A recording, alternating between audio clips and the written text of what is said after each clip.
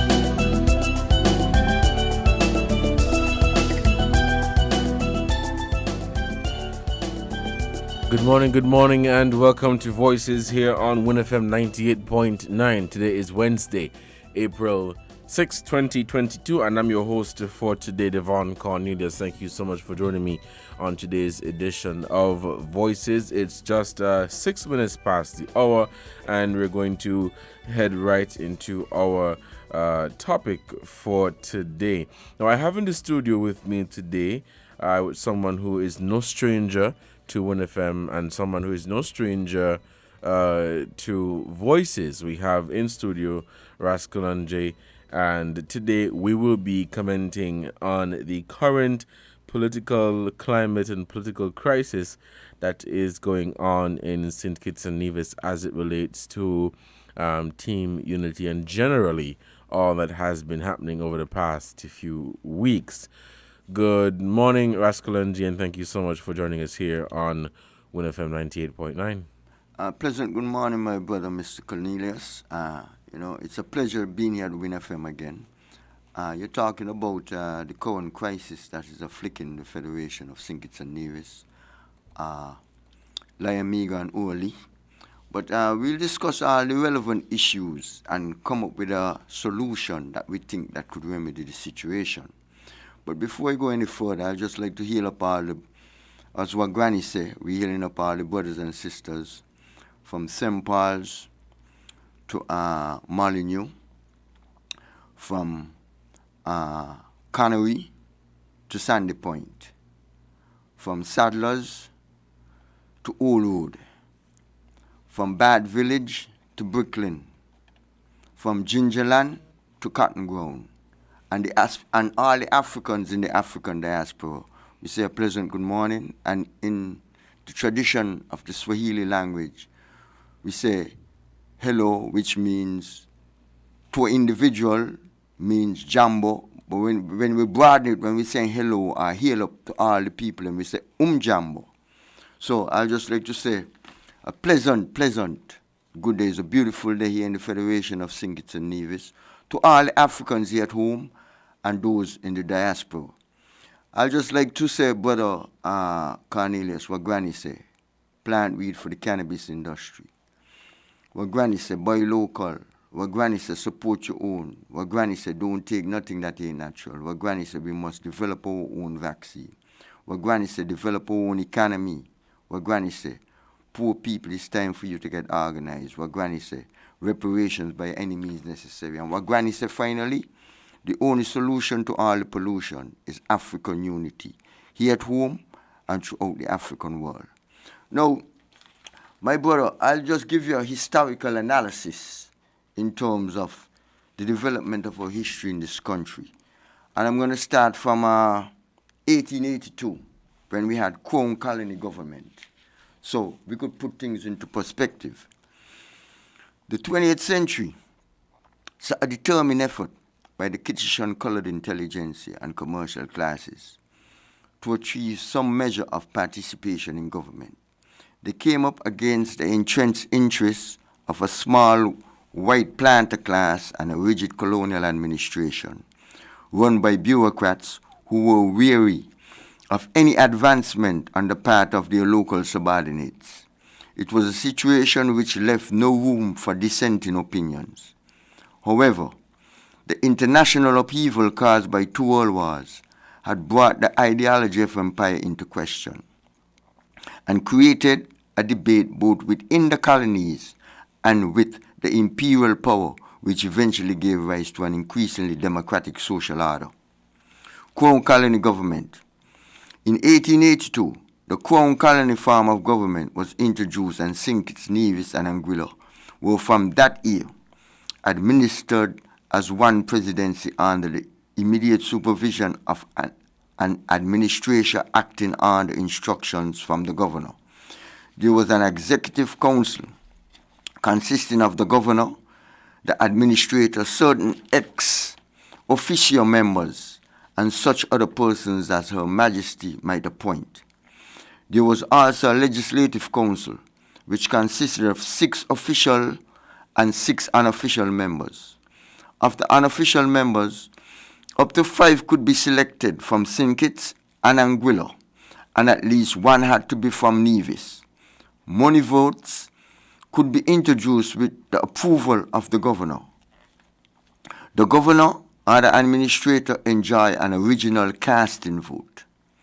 Crown Colony government was a reaction to the obstructiveness of the assemblies in the colonies and the fear of having to share power with coloreds and blacks. Ostensibly, by curtailing the excesses of the planters who dominated the assemblies, Crown Colony government was protecting the masses, but this did not happen.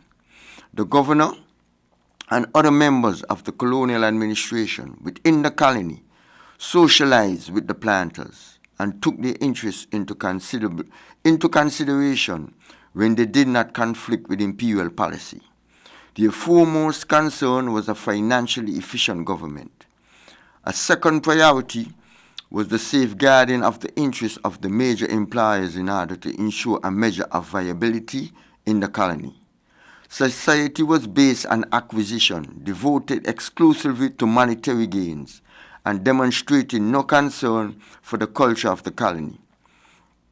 Government was hierarchical, with decision-making reserved for the leadership and submission expected from the base. There was no machinery in place whereby the people could exert influence on the appointed leaders. For the intelligentsia, such a system was authoritarian.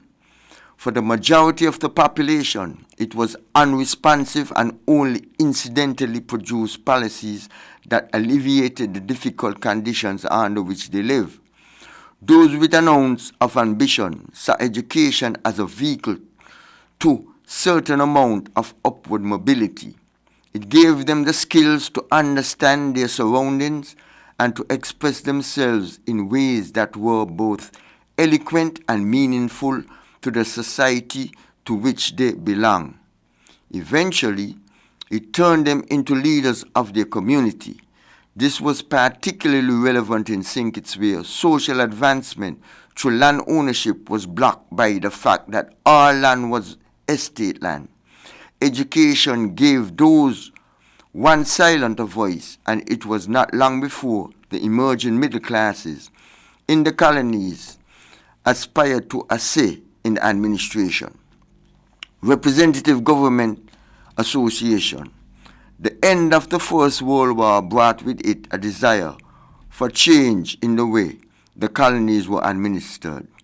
The people that had witnessed the massive mobilization for purposes of destruction hoped that the same resources could be marshaled for the rebuilding of society in a manner more participatory and beneficial. Added to this heightened state of expectation were the disquieting stories of racial discrimination in the ranks brought back by the returning soldiers. Patriotic duty to the mother country had been completed by men of all colors. Did not the mother country owe the colonies a certain amount of gratitude? Now, I will just rest there, my brother, for now, and then that's just a basis to lay my argument to show you that the things that are affecting us is not of our making. It was thrust upon us. We were indoctrinated into the system that was put forward by England. And just let me say this, universal suffrage. Despite the various challenges, the new Conservative Secretary of State, James Griffith, informed Governor Blackburn that he had approved in principle certain constitutional changes that were to be put in place before the next general election. I'm talking about 1952 now, where we as African people had the right to vote based on adult suffrage. Universal suffrage was to be introduced subject to a person being able to sign his or her own name. The property qualification for candidates was to be abolished, but a deposit of $96 was to be retained. The proposal also attempted to widen representation in the legislature, with the division of the presidency into electoral districts. The Secretary of State was also prepared to concede the elected majority in the Legislative Council, but not in the executive. A committee system was to be introduced with the chair of the three committees to be held by the elected members. Preempting the disappointment that was sure to surface when it became obvious that the ministerial system was not part of the new constitution, the Secretary of State explained that the committee system would create conditions which may well lead to the development of such a system in the presidency's concern. In particular, it will enable the chairman of the committees at the meeting of the Executive and Legislative Council to state the needs and explain the work of the department with which they are concerned and to associate themselves with the work of the administration. Now, this is the real deal now. By this apprenticeship period, the Colonial Office was making sure that the education of local politicians was completed along British lines and that they would look to Westminster as their model. This would ensure that Britain's influence in the colonies would continue long after the inevitable loosening of imperial ties. So I'll rest there, my brother. Any questions that you have, You could pose them and we could move forward. I have no questions at the time, but we'll take a break quickly to give a shout out to our sponsors, and when we come back, we'll continue the conversation. But let's hit this short break, and we will be right back. We're different. We're 98.9. 98.9. Win FM. Campari orange, easy fi win. Brother he no hard it, easy fi win. Campari he no cup, easy fi win. Brother he no hard it, easy fi win. Had the Campari with your orange juice. That easy, bitter had the pre. Simple mixer, easy 1-3. Campari orange, that easy fi win. Fi mix a Campari orange, add 1 pot Campari with 3 parts orange juice. Drink at the bar, on the beach, or when a girl reach. Must be 18 years or older to drink. Drink responsibly. Enjoy an elevated experience with your Flow Home Internet and mobile combined. Giving you the best rate for great savings. With 120 gigs of double data for anything. And unlimited talk. On 4 mobile lines. Simply combine your Flow Home Internet and mobile for the best rate and value. Unlock double data and unlimited talk on 4 mobile lines to go with home internet speeds up to 35 megabits per second. Visit a Flow store to sign up today. Conditions apply. Enjoy the convenience of getting all your documents in one place. At the TDC Copy and Print Center on 4th Street in Basse-Terre, we do just that. We offer document formatting, graphic design, and copy and print services. Our team of professionals truly understand all your needs, whether it be administrative, professional, academic, or personal. You bring it, we deliver it with quality every time. Visit the TDC Copy and Print Center today in the TDC Mall on 4th Street in Basse-Terre or call 465-2511. Your copy and print specialists are waiting to serve you.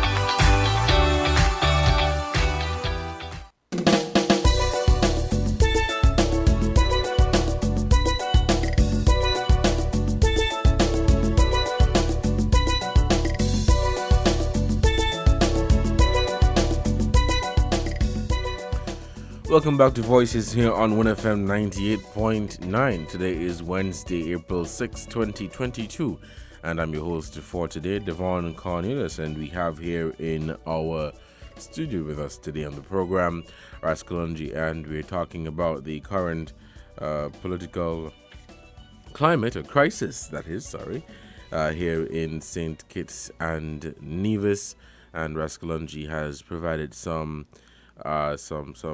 let me say background information and some historical perspective of all, that is going on. But let's continue this conversation, Rascal. With what is going on today, of course, I'm not sure if you are aware, but amidst all of this political crisis that we're currently in, where it appears that the government may or may not continue following a meeting that they should be having as we speak, what do you think can be done to resolve this issue? Well, the leaders have said themselves that they're hoping that they can resolve and that they can continue the government until the end of the 5-year mandate, while others have said that, hey, it's perhaps time to dissolve the House. Do you think this is something that the people want? Well, basically, my brother, I'm a member of the African Consciousness Movement, and we are calling for a national dialogue, a national reasoning, however you want to term it, that in moving forward in this dispensation in terms of what is happening, not only here in the Federation, but globally, because we could see what is taking place in terms of the war that is taking place in Ukraine. Now, all these things affect us. Everything is intertwined, everything is linked. And you realize that commodities, things that we need for basic sustenance in life, in terms of food and, just in terms of participating in the economy, you could take the fuel prices that are rising all over the world, what you call inflation. Things are getting more and more expensive. Now, the reason for that is now we could even go back to COVID. Now, the global capitalist order, right, collapsed in 2020, March 2020. That's why COVID was entrusted upon us. And from that period until now, all the things that you see are taking place, right, is a consequence of that, is that the power is shifting from Washington to Beijing. You see? That is what is taking place right now. And all the titanic shifts and the little tremors that we're getting in terms, if you're dealing with an earthquake, this is what is really happening. The power is shifting from Washington, D.C. to Beijing in China. China going to be the next world global power. And the United States, who had the power before, they're doing everything to retain that power, but they can't stop it. It's a foregone conclusion. So within that context now, I'm saying now, look what the war that is taking place in Ukraine, right? The evidence shows, just like with COVID, that all the misinformation that is coming from the West, is that the West, NATO, the European Union, and the United States, who is leading NATO, is responsible for the crisis that is taking place in Ukraine. There's no doubt about that. The evidence is there. Because there was negotiation, there was the Minsk agreement, there was the Budapest summit. All these things are documented. So what I'm saying to you that Putin told them, you could even go back to Gorbachev when the Soviet Union was dissolved in 1991. He negotiated that NATO would not expand itself to the former Soviet republics, just like Ukraine or Georgia, But what NATO has been doing is trying to get these former republics of the Soviet Union into NATO. And Ukraine was one of the last one, and Putin tell them basically, look, if you do that, I'm going to do exactly what he's doing right now. So we understand that. So come back home now. What I'm trying to show you now, where is our people's position in all this situation in terms of the geo-global politics? Now, when I'm talking about our people, I'm not talking about here in the Federation of Secession. I'm talking about African people globally, right?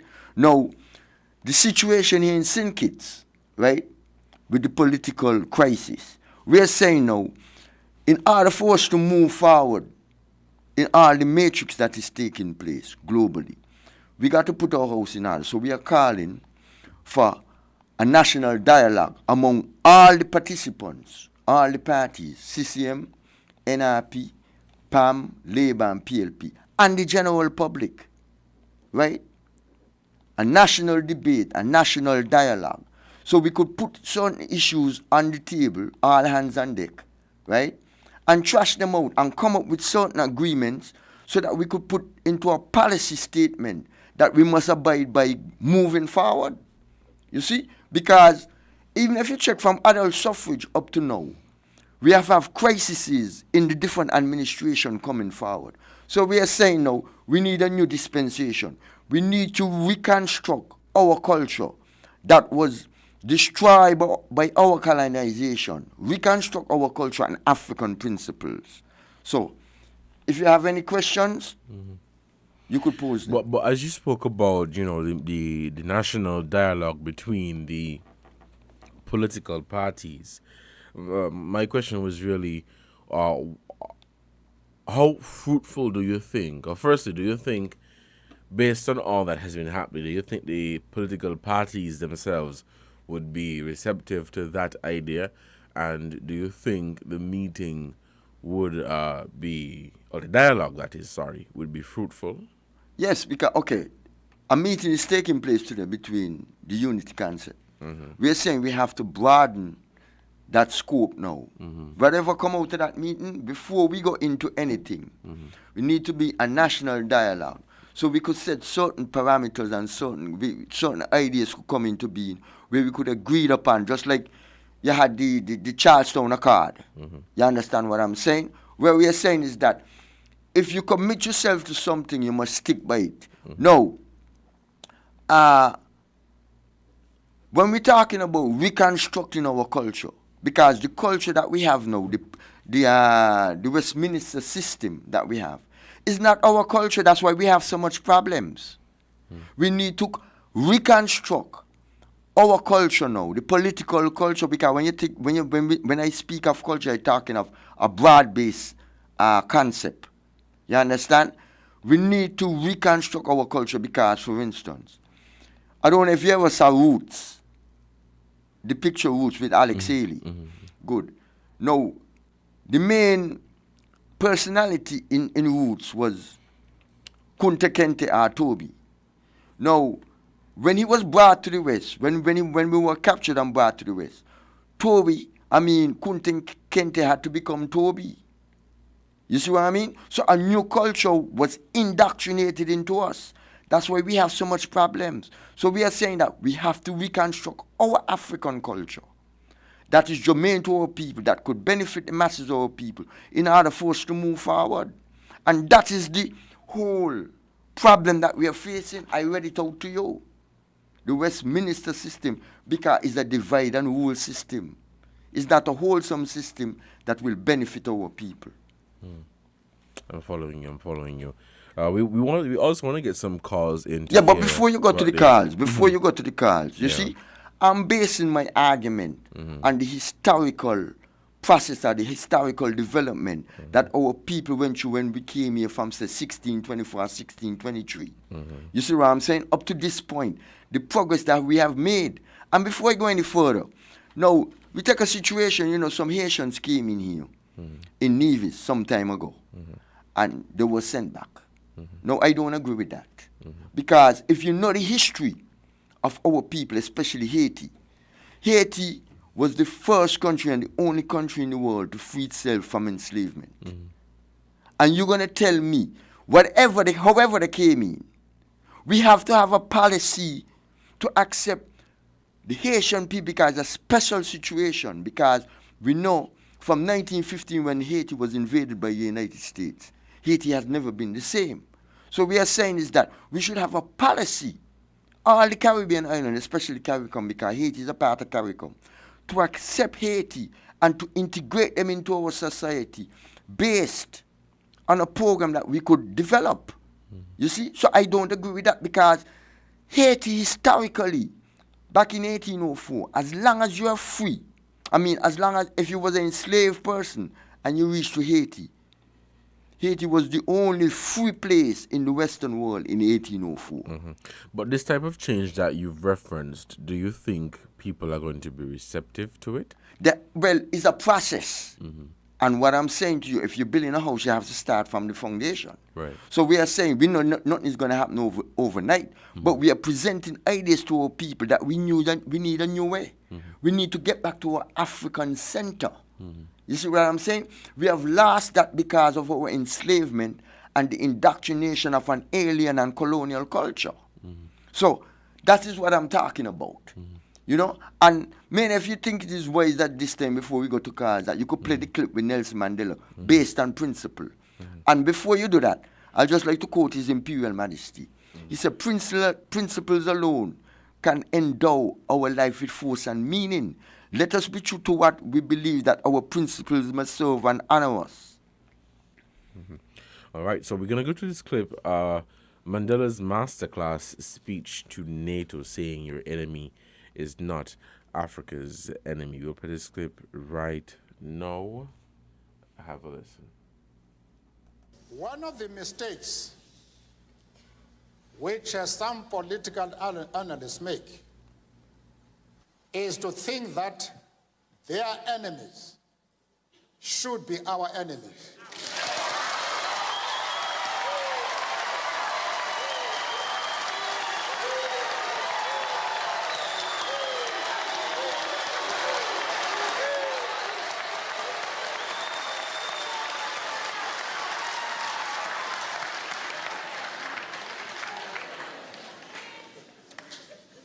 That we can and we will never do. We have our own struggle, which we are conducting. We are grateful to the world for supporting our struggle. But nevertheless, we are an independent organization with its own policy. And the attitude of every country towards, our attitude towards any country is determined by the attitude of that country to our struggle.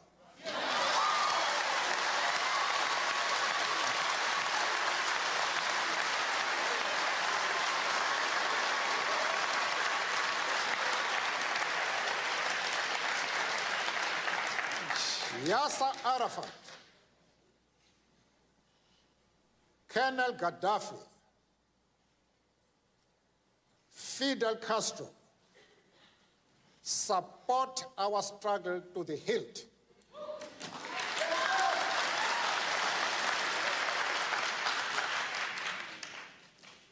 There is no reason whatsoever why we should have any hesitation about hailing their commitment to human rights as they are being demanded in South Africa.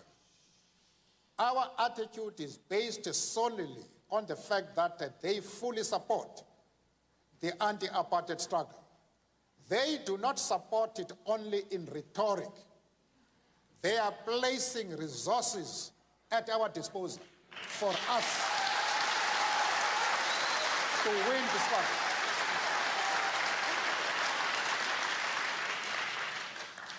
That is the position.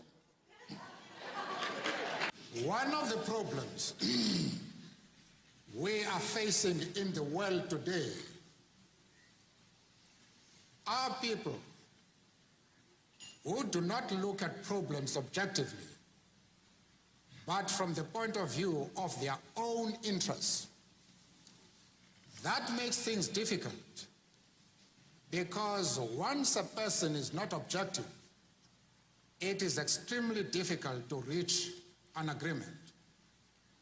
One of the best examples of this is to think that because Arafat is conducting a struggle against the state of Israel, that we must therefore condemn him. We can't do that. It is just not possible for any organization or individual of integrity to do anything of the sort. But that does not mean to say that the enemies of Israel are our enemies. We refuse to take that position. You can call it being political or a moral question, but for anybody who changes his principles depending on whom he is dealing, that is not a man who can lead a nation.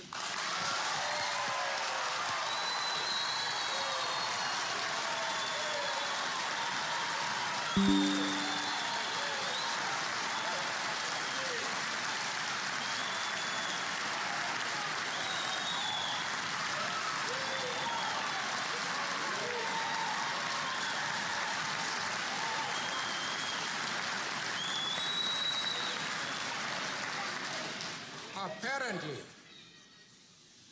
Mr. Coppel, you have not listened to my argument. If you have done so,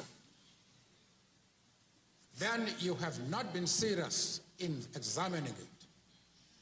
I have replied to one of our friends here that I have refused to be drawn into the differences that exist between various communities inside the USA.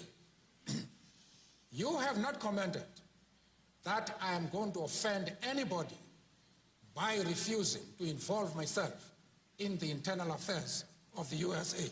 of the USA.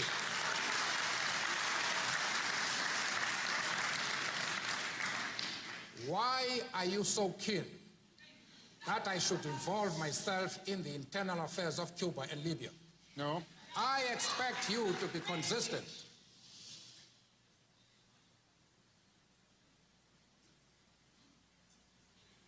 I don't know if I have paralyzed you. No.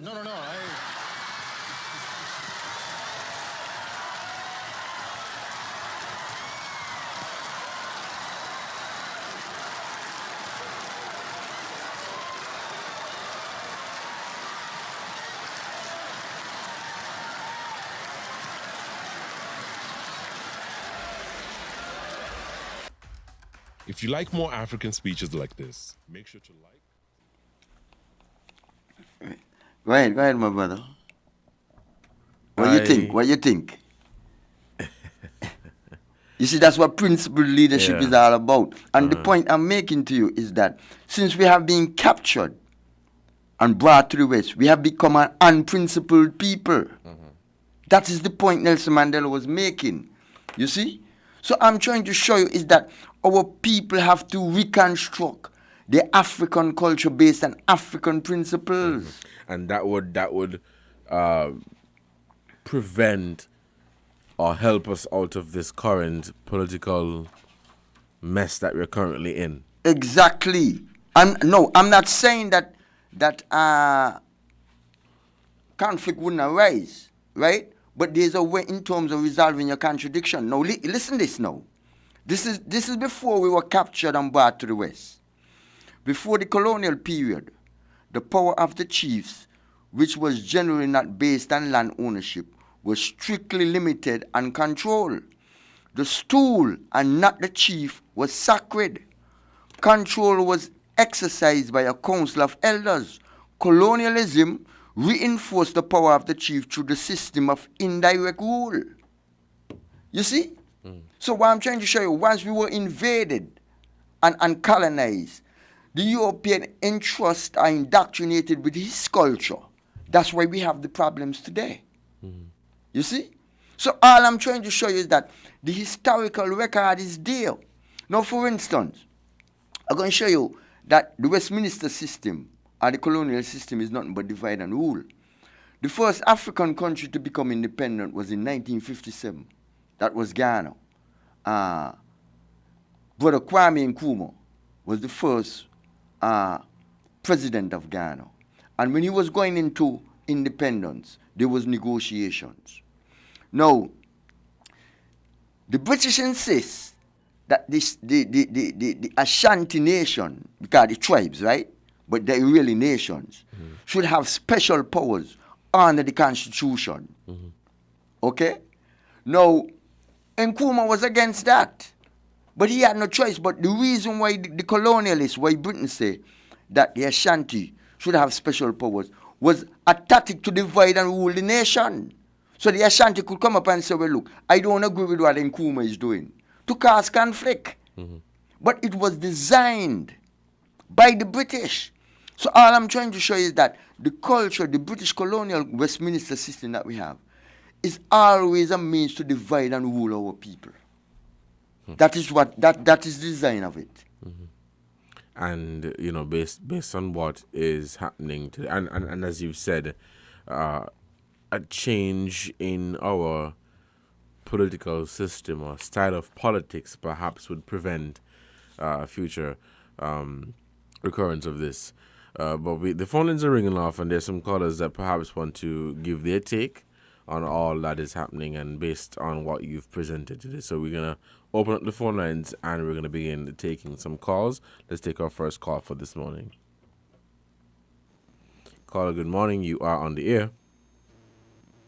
Okay, we seem to have lost that call. Let's take this other call.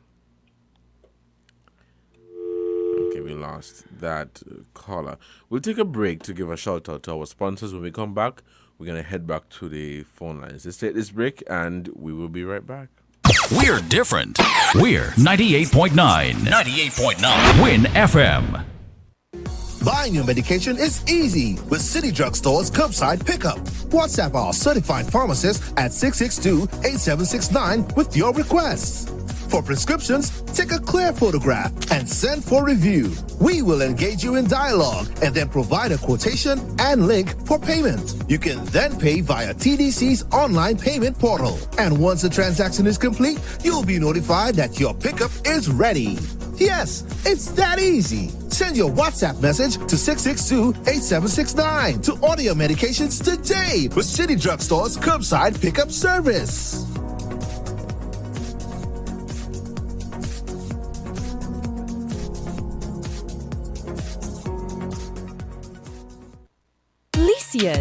Lightly salted, tasty, and oh so fresh. Licious, multigrain, crispy, full of flavor, and so guilt-free. Licious, buttery blend, golden brown, melts in your mouth, and of course, you just want more. Things that make you go, Licious, the new snack cracker from Wabisco. Buttery blend, multigrain, or lightly salted. Ready to snack straight from the pack. Try them today. Enjoy an elevated experience with your Flow Home Internet and mobile combined. Giving you the best rate for great savings. With 120 gigs of double data for anything. And unlimited talk. On 4 mobile lines. Simply combine your Flow Home Internet and mobile for the best rate and value. Unlock double data and unlimited talk on 4 mobile lines to go with home internet speeds up to 35 megabits per second. Visit a Flow store to sign up today. Conditions apply.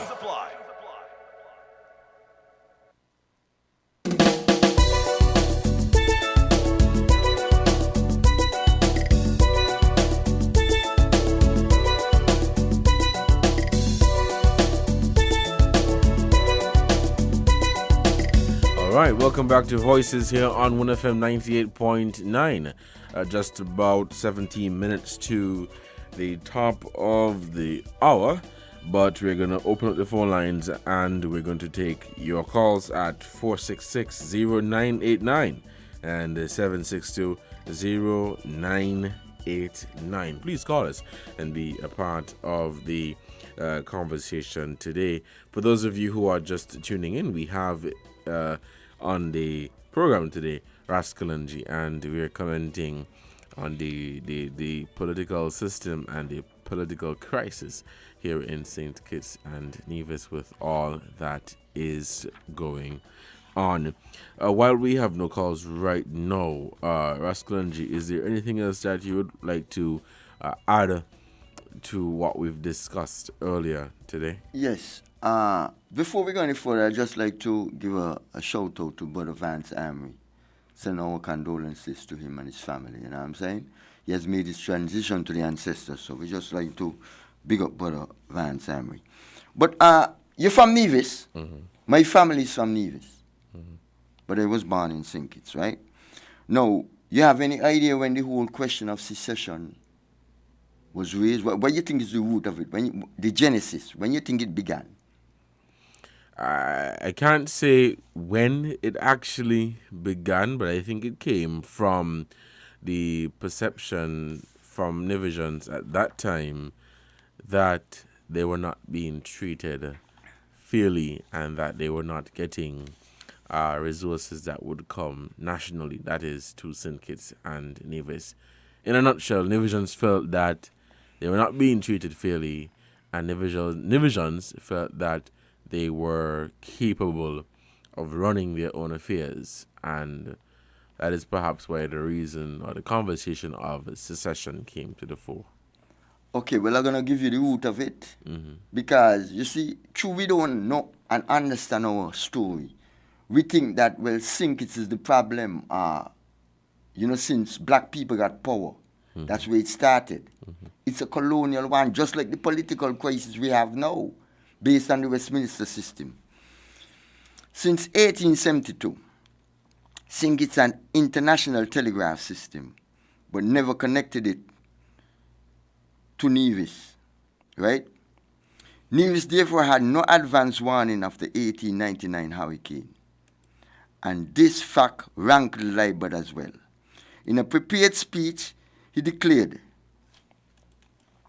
the island of Nevis had been shut out from any further benefit, snubbed, and her interests utterly disregarded by the local government. You hear what I tell you? Mm-hmm. You understand? The year 1872, you know. Charles T. Cox, later Sir Charles, acting governor of St. Kitts, called Liebert puerile and responded angrily. Now, Liebert was a representative from Nevis. Black people ain't nowhere in the picture. These is the colonial folks who were here running stuff. Acting governor of St. Kitts called Liebert puerile and responded angrily. My colleagues in the Legislative Council who I regret to say regard Nevis and Anguilla as a dragon Sinkits and would willingly see a separation. You hear the data tell you? 1872. Now, the average Kittitian and Nivision does not know that. So we think the problem is ours. I'm going to continue. Labour did not give up and sent a letter of complaint to the West Indian Committee at the Colonial Office in London.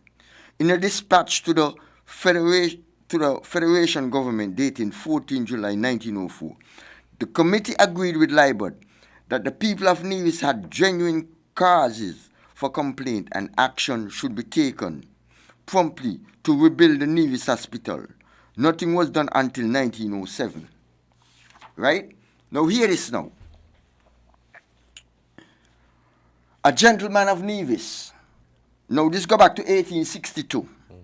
A gentleman of Nevis says it is a duty he has inherited to abhor everything belonging to Sinkits, which he adds is the fate of all true Nevisians. Now you see the point I'm making? The problems we are facing is not of our making. It's a colonial one. And we continue the colonialism amongst ourselves. But what? Our people don't know these things because it was not taught to us.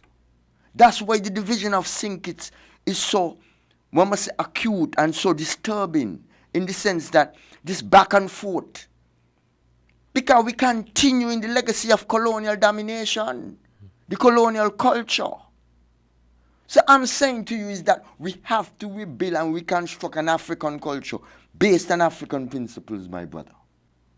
That is the reality of the situation.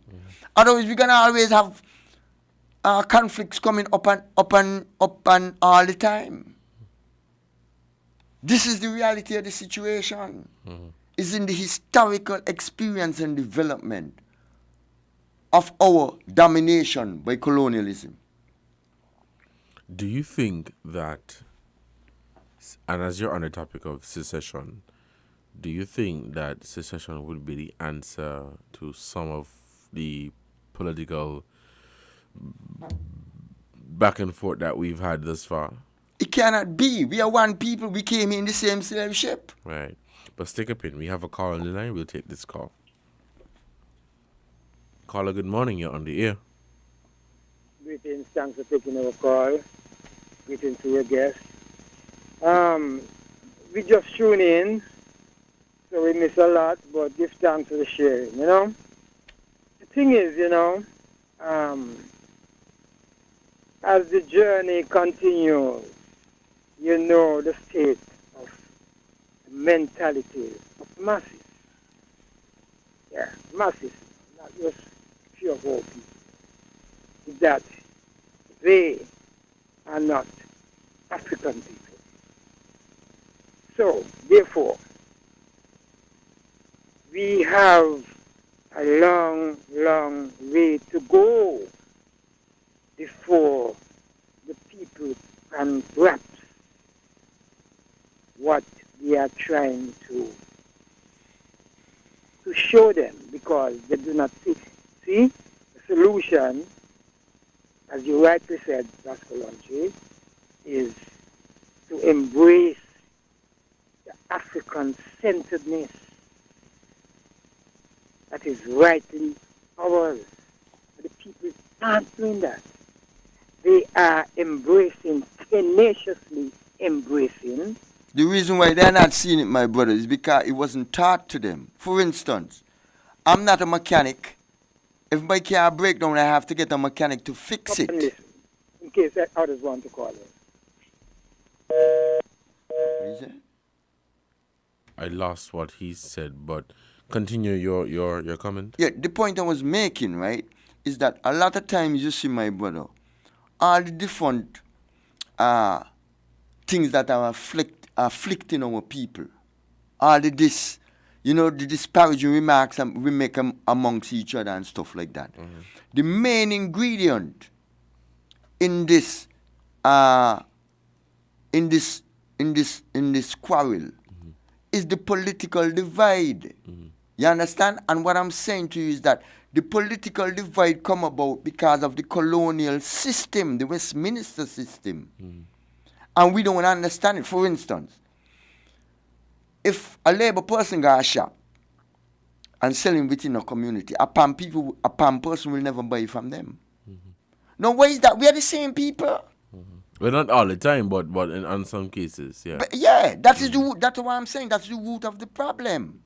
That we need to decolonize our mind and get back to our African-centeredness, who we are as a people. If you ask the average Kittitian or Nivijan who you are, they will say, oh, I'm a Nivijan or a Kittitian. They will never say they're African. But it's what they know. But because that we were indoctrinated into it. That is the point I'm making. When I'm talking about if my vehicle broke down, I have to get a mechanic to fix it because he know what he's doing. So what I'm saying to you, our people don't know the problems we are suffering because it was not taught to them. They don't know. So sometimes you see people doing foolishness. They don't know what they're doing. Hold your thought. There's a call on the line. Let's take this call. Caller, good morning. You're on the air. Good morning, Devon. Good morning. And good morning to Raskalunji. This is Journey here. Good morning, my brother. If I may, I just want to touch on what Raskalunji just said about they don't know, meaning us. We don't know. Devon, up until 2020, when the COVID strike, I didn't know. But I am, you see, most of us are, we are informed, but we are not aware. We are not aware. Let me repeat that. Most of us are informed, but we are not aware.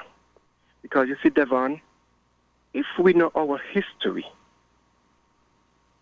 that which they hid from us. Devon, in our schools, we had the curriculum from the British.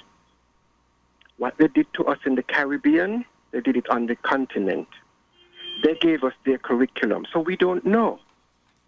But the thing is, once you know, knowledge of self is infinite. You can only embrace your story and identify with it, Devon. Because surely, we don't know. Now, Raskalunji, myself, and others, now, Raskalunji might take a different spin on what I'm about to say, but I respect his views. You see, my people perish for lack of knowledge. That's us. This is in the scriptures. What else is in the scripture? Jesus came to his own, and his own received him not. Raskalunji, myself, and others, we are speaking to our own, because United Nations is a body that speaks for them. Jesus came to his own in the scriptures, and his own received him not. Who are listening to Raskalunji and me and others today? So you see, we are a damaged people. We are in the intensive care. We are pontificating the narrative of the colonizers, even in the churches today, Devon. We need to get away from that because our history is deep and it is precious. But we don't want it. Devon, let me give you an example of something today that is happening. You see how our women are buying wigs and buying cream to bleach the skin? They know that there's a demand for these things. We are consumers. They know there is a demand on these commodities for our black women and men too, because they're bleaching. Why? Because they hate their skin. They hate the skin they're in. Well, let me say this, Devon. When you embrace your story, when you know what was hidden from you, and you see the atrocities and all that they did to us, Devon, if the white man out there is hearing me speaking today, it would hit him like a brick in his face. But when we hear truth, truth scares us. It frightens us. Our story, it is infinite, Devon. Tap into it. Thank you for hearing me. And thank you, caller, so much for your contribution to this program. Raskalunji, you want to comment on what the caller shared? But he's so right. Okay, what he mentioned, our people are bleaching their skin. Why they're bleaching their skin? Because they were taught that blackness is something that is bad. It's as simple as that, my brethren. And then the government now, they could ban bleaching cream. They had to do it in Ghana, you know. The government had to ban bleaching cream in Ghana. Mm-hmm. So I'm saying to you, there's a lot of things that they could do, but you know, it's all about, like you said, we are consumers. We don't produce anything. So the point I'm making, my brethren, is that we got to get back to our African-centeredness. Because the culture that we have is an alien one, and this is causing a lot of mistrust and upheaval amongst our people, and we don't even know that we are doing it to ourselves. Now, look here. You see other ethnic groups in this country. Everything on them is natural. They hair, their skin, everything. We are the only people who got our hair and wearing somebody else's hair. No, you tell me now, where does that concept come from? Self-hate that was indoctrinated into us. You see my point? So what I'm saying is that this thing consists of the whole culture that we are under. It's a colonial culture. And what I'm saying to you is that in order for us to move forward, we have to rebuild and reconstruct our own culture based on our own interests. And it permeates the whole society. That's why the political culture in our nation is so divisive. Because it's not our own. Following you. Very interesting conversation that we've had just far. We actually only have about 30 seconds left before we take a break for the headline news. But this is a conversation that we definitely have to continue to get into depth. And I hope when we come back, we could get some more callers so we could... Yeah, we had some calls on the line, but I couldn't take them because we're out of time. But we're going to have to take a break for the headline news, and when we come back, we'll continue the conversation. But very interesting conversation that we've had. I want us to, when we come back, take some more calls and narrow it down to, as we spoke about earlier, the climate here in St. Kitts and Nevis as it relates to our politics and the national dialogue that you spoke about that should happen between the political parties. There are some people that are of the view that, well, with today's meeting between the Team Unity leaders, where they're basically going to decide the way forward, if all is going to remain as is or if they're going to dissolve or, resolve or dissolve.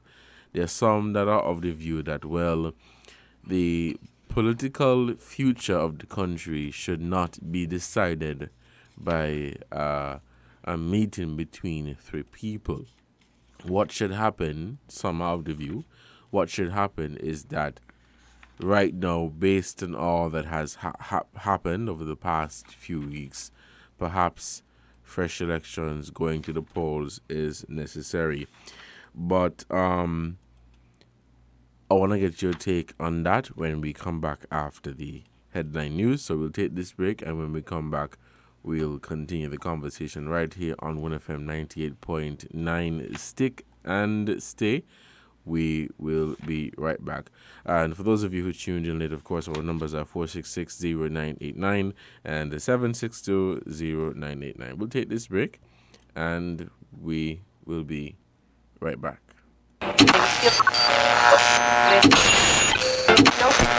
You found the sound. 98.9. Win FM.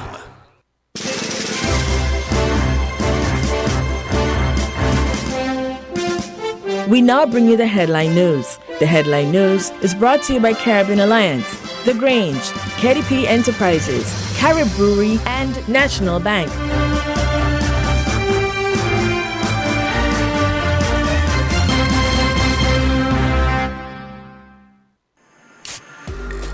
With over a century of perfection behind the Mackeson name, a smooth blend with perfect balance and richness, it's no wonder Mackeson Triple Stout has a legacy of perfection.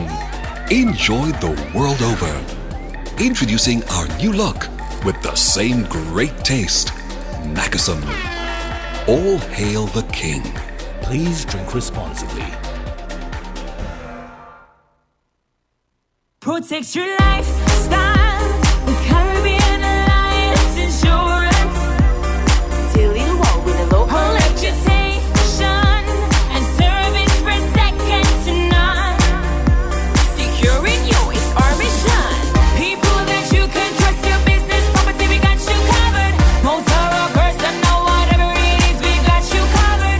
130 years in this business, we've got you covered. For all your insurance needs, visit or call us at 465-2631 or 469-5303. Delia Walwyn, people you can trust. Shipping your cargo shouldn't be a hassle. It can be as easy as a single call to Amerijet International, your worldwide cargo transportation solution. We provide all the services you need to ship your goods anywhere in the world, whether your shipment is fresh, frozen, large or small, alive or hazardous. You can count on Amerijet to deliver it safe and sound. Amerijet International, by land, sea or air, we get it there. For more information, visit us online at www.amerijet.com or call us at KDP Enterprises at 466-9595. Did you know that the Grange Healthcare Facility is the first purpose-built, non-governmental healthcare organization on St. Kitts? It's situated at Otley's, 7 miles east of Basseterre in beautifully landscaped surroundings. The Grange has a team of highly trained professionals and provides care that's rated as being comparable with UK and North American standards. The Grange offers varied accommodations to suit your individual needs, and our all-inclusive packages make the cost of care per hour the most competitive on the island. Services include convalescent care for all ages, daycare facilities for older adults, rehabilitation services, and training and continuing education for healthcare providers. For more information, call 466-5525 or 465-8020. Fax 466-8221 or email thegrangehealth@gmail.com or visit our website at www.grangehealthcarefacility.com. Did you know that National Bank offers very favorable terms and low interest rate to switch your home mortgage?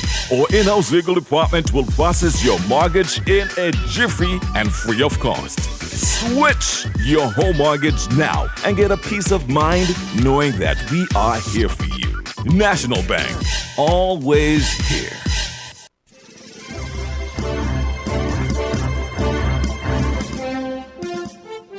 With the Win Headline News, I am Kevon Brown. I am Devon Cornelius. Making the headlines, unidentified body found in Fountain Estate area, police investigating. Local cricket leagues in Nevis set to restart this coming weekend. Police charged Treverne Edwards for assault with intent to rob. Jamaica's Prime Minister defends the decision to put forward a candidate for the post of Commonwealth Secretary General. Tabby Diamond, 66, was shot and killed in Kingston, Jamaica on March 29th. Death directly linked to his son, and more from Carib Update. Internationally, following the withdrawal of Russian forces from Bucha, Ukraine, the BBC met with civilians who lived in the city and described how Russian soldiers accused them of being Nazis and killed unarmed civilians. Now, the details.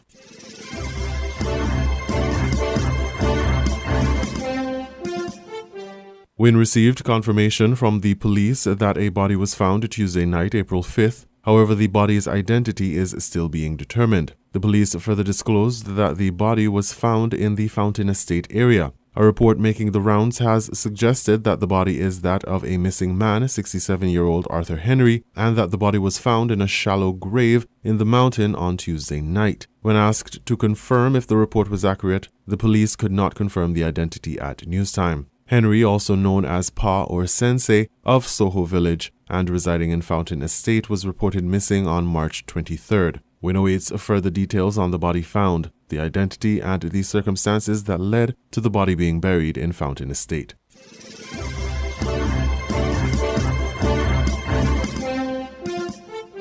According to a release from the Nevis Cricket Association, the 35 and 40 overs competitions will commence this weekend, April 9th and 10th. for the first and second division teams. Matches slated for this weekend are as follows. On Saturday, April 9th, Highlights 1 versus Empire starting at noon at the E.T. Willett Park, and the New Vision versus Easterns starting at noon at the VOJN. Then on Sunday, April 10th, Pioneers versus Brown Hill starting at noon at the E.T. Willett Park, and Jets versus Highlights 2 at the VOJN starting at noon.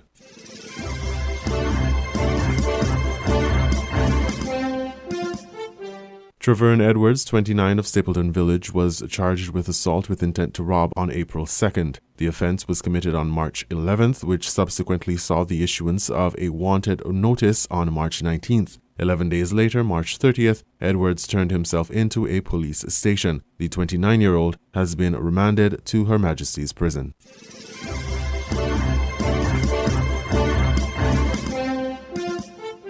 In regional news, this is the Carib Update News Service. I'm Wendy Chateau reporting. Jamaica's Prime Minister defending the decision to put forward a candidate for the post of Commonwealth Secretary General. This is the big story we're tracking this hour on Wednesday, April 6, 2022. Details of this story and more straight ahead. Now for the details. Jamaica's Prime Minister Andrew Holness has defended the decision to put forward a candidate for the post of Commonwealth Secretary General, denying claims his administration went back on a unanimous CARICOM agreement to support the incumbent. At the end of their March intersessional summit held in Belize, CARICOM leaders had issued a communiqué in which they expressed their overwhelming support for the re-election of Baroness Patricia Scotland. As a result, the Jamaican government's subsequent announcement that Foreign Affairs Minister Camilla Johnson-Smith will contest for the post has taken some Caribbean countries by surprise, with several leaders saying the move is likely to cause division within CARICOM. But addressing the House of Representatives on Tuesday afternoon, Holness said there was no unanimous agreement. We can unequivocally say that heads are aware that there has never been a unanimous position of support for the incumbent. CARICOM member states have even previously raised the question as to whether we should seek to identify an alternative Caribbean candidate. We believe that Jamaica's candidature, a Caribbean candidate, is good for the region and the wider Commonwealth. Explaining Jamaica's decision to field a candidate, Holness said there has been a strong push for an alternative to Baroness Scotland, and Jamaica was among countries approached to nominate a candidate. It is clear that the impetus to seek an alternative candidate strongly persists. Since then, Kenya nominated a candidate and then subsequently withdrew. And today, Tuvalu formally launched its candidature in London. And it is quite possible that others could emerge. We can conclude that the first term of the incumbent has left room for challenge. More news, Cuba is doing away with the need for an antigen and PCR test for people arriving there. Officials in Havana said the rule, which will come into effect Wednesday, April 6, will also drop the certificate of vaccination mandate. But Cuba said it may carry out random PCR tests on points of entry, taking into account the epidemiological risk represented by the country of origin. Jamaica's Commissioner of Police, Major General Anthony Anderson, has confirmed that the killing of reggae artist Tabby Diamond, the lead singer of the Mighty Diamonds, is directly linked to his son, who is in custody for murder. The 67-year-old musician, whose given name is Donald Shaw, and another man identified as Owen Beckford were killed when a gunman opened fire on a group outside a shop last Tuesday night. 2 other men and a woman were wounded in the attack. This is Newsbreak from the Carib Update News Service.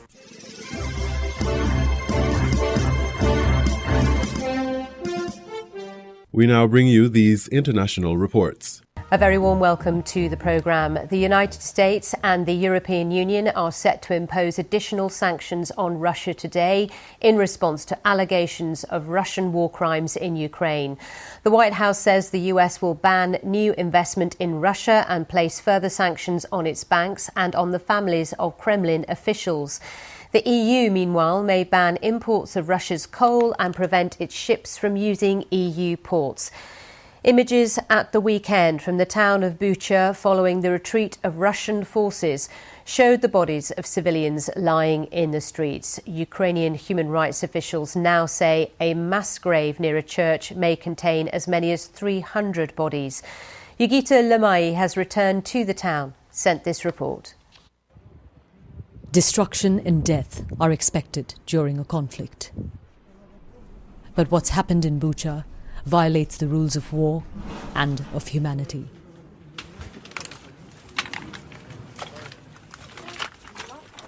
Irina Abramova lived peacefully here with her husband until the 5th of March.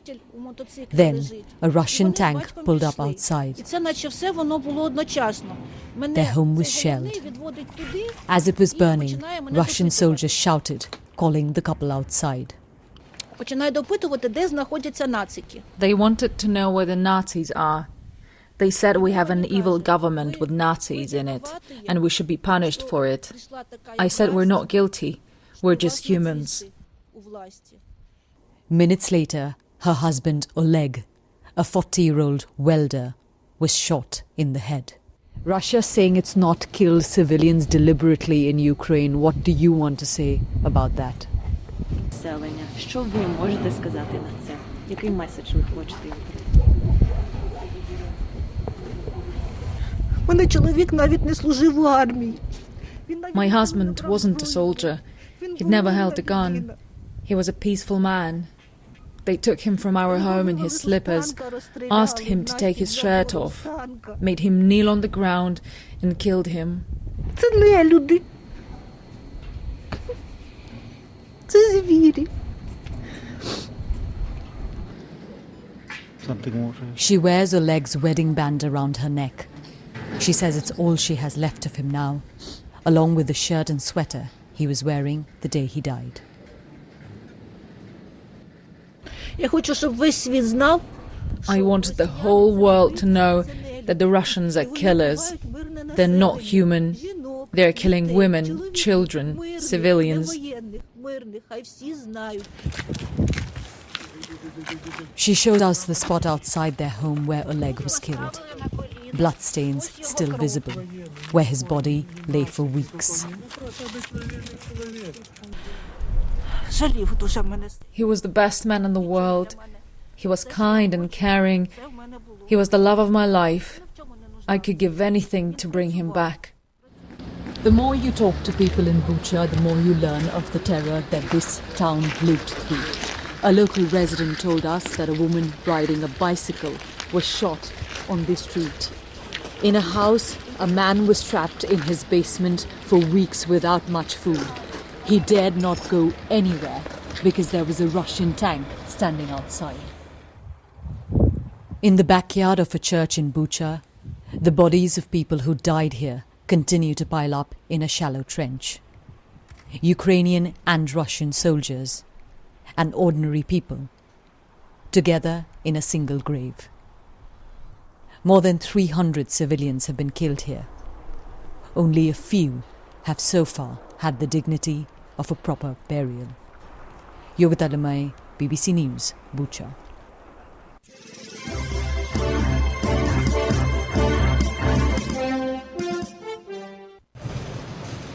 In the mortuaries and funeral parlors of Hong Kong, the remains of COVID-19 victims have piled up faster than the staff can manage. Public mortuaries have had to find ways to triple their space for bodies, borrowing facilities from a nursing home and charities, while the number of available coffins is running low, and hygiene officials say their crematoriums are running around the clock. They are all grim signs of the city's battle with the fifth wave of the virus. The extensive backlog of paperwork for the victims has also forced some bereaved relatives to endure long waits to collect patients' bodies. A 36-year-old Kate told Reuters she wasn't able to see her father-in-law before he passed away. When the doctors and nurses thought my father-in-law's situation was not okay, we rushed to the hospital, but it was already too late. Since he was in the isolation ward, we couldn't see him for the last time. To add to this, outbreaks nearby are making it hard to even pay respects. Hong Kong is dependent on mainland China for nearly all of its coffins. as well as paper offerings used at traditional Chinese funerals. But a surge in cases across the border in Shenzhen has delayed the delivery of many supplies. Lok Chung, a funeral director in Hong Kong, saw 40 funerals in March, up from the 15 he sees in a normal month. That's probably the worst situation that I've ever seen in my professional career. I've never seen so many bodies that they have been piled up together. I've never seen the family members being so upset, so disappointed. Since Hong Kong's fifth wave began earlier this year, more than 1 million COVID-19 cases and over 8,000 deaths due to the disease have been reported.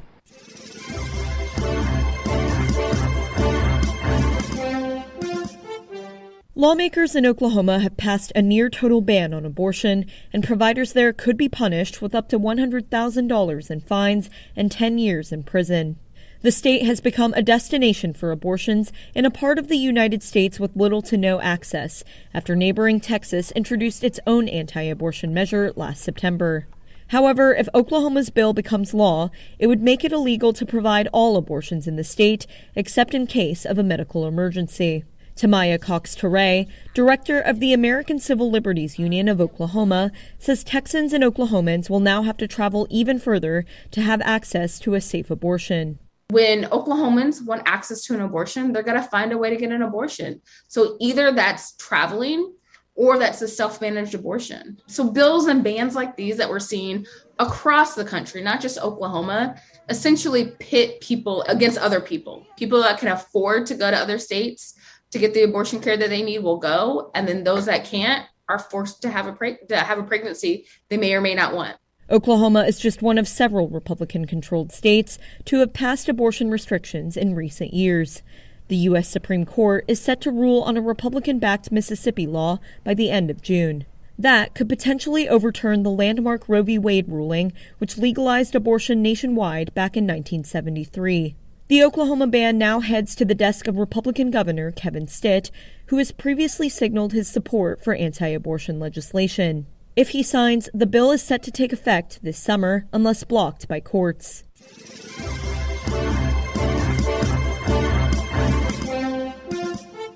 You were listening to the WINNFM Headline News on 98.9. Our top stories were: unidentified body found in Fountain Estate area, police investigating. Local cricket leagues in Nevis set to restart this coming weekend. Police charged Treverne Edwards for assault with intent to rob. Jamaica's Prime Minister defends the decision to put forward a candidate for the post of Commonwealth Secretary General. Tabby Diamond, 66, was shot and killed in Kingston, Jamaica on March 29th. Death directly linked to his son, and more from Carib Update. Internationally, following the withdrawal of Russian forces from Bucha, Ukraine, the BBC met with civilians who lived in the city and described how Russian soldiers accused them of being Nazis and killed unarmed civilians. Thank you for listening.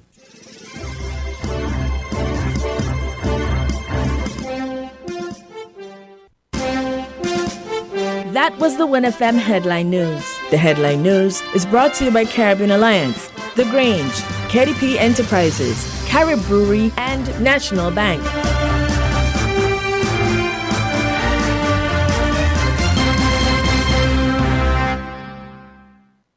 Stop standing in long ATM lines to withdraw cash.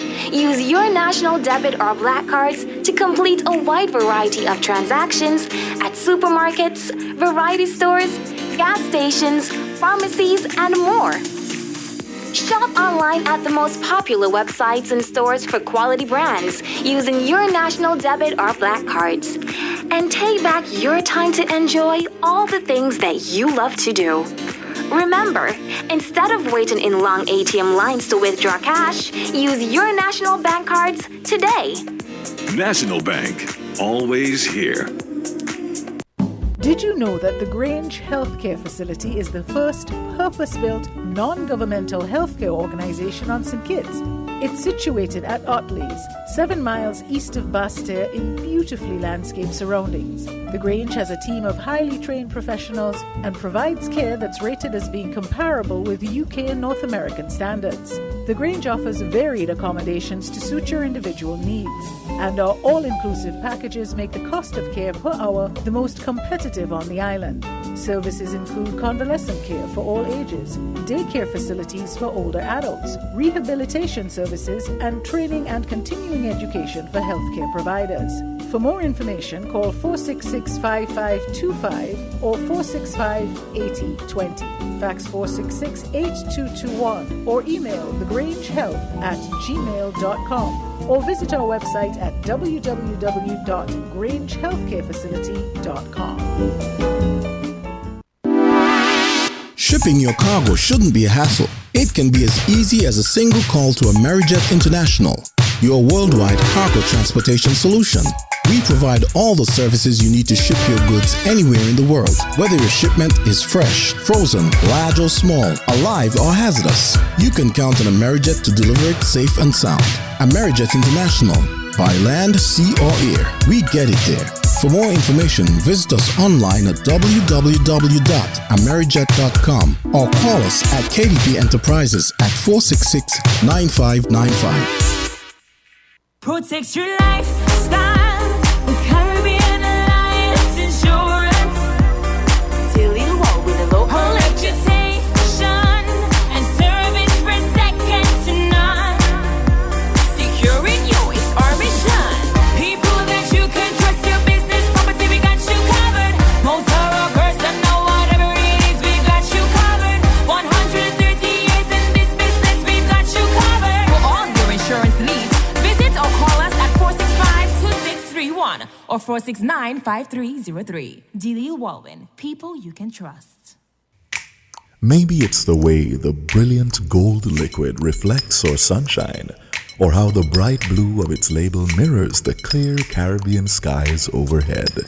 Maybe it's the fresh, crisp taste of this beastly cold beer on a scorching hot day.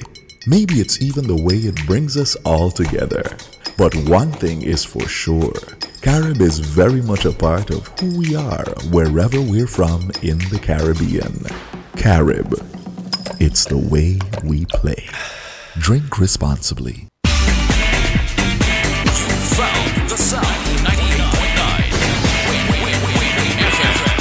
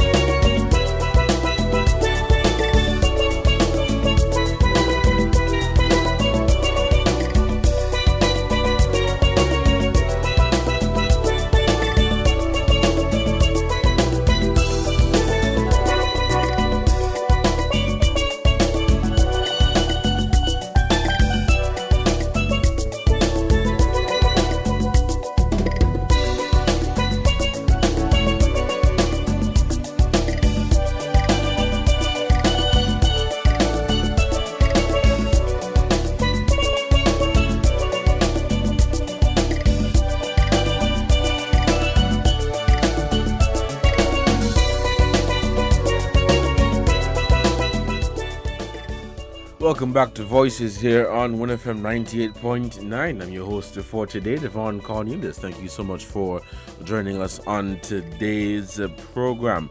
For those of you who are just joining us, we have here in the studio with us today Ras Kalunji, and we're commenting on the current political climate and crisis here in St. Kitts and Nevis. Of course, we want to hear from you in today's program. You can call us at 466-0989 or 762-0989. But before we take your calls, we'll have a short clip played here for you, and after we will head back to the phone lines and we'll take some of your calls to keep the conversation going.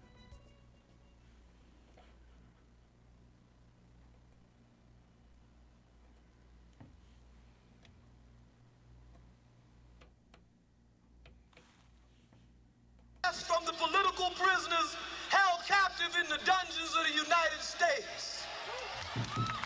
They do not want me to give you this address because they do not want our South African brothers to know that there are black political prisoners here in the United States. Brother, comrade Nelson Mandela, on behalf of my brothers in prison, on behalf of the Puerto Rican nationalistas, on behalf of the Native American political prisoners, and on behalf of the white American political prisoners, I say to you, brother, we love you and we will not give up the fight. We will not give up the fight. We will not give up the fight. We will not give up the fight. We will not give up the fight. We will not give up the fight. Amendment! Amendment! I see Nelson Mandela walk out of prison, and I want to whisper in his ear that I knew down in the bottom of my soul how he must feel. He is a symbol of the triumph of the human spirit over tyranny. The human spirit is the essence of all just laws. And when the spirit and the heart is corrupt, then the laws and the implementation become corrupt. And the only way we can change the society and the laws that constrain us today and that oppress other people because of their sexual orientation or the color of their skin or the fact that they're male or the fact that they're female or the fact that they're Latino or the fact that they're homeless or the fact that they have no money, the only way we can change that is we have to take a position.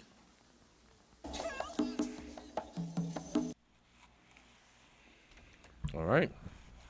Go ahead.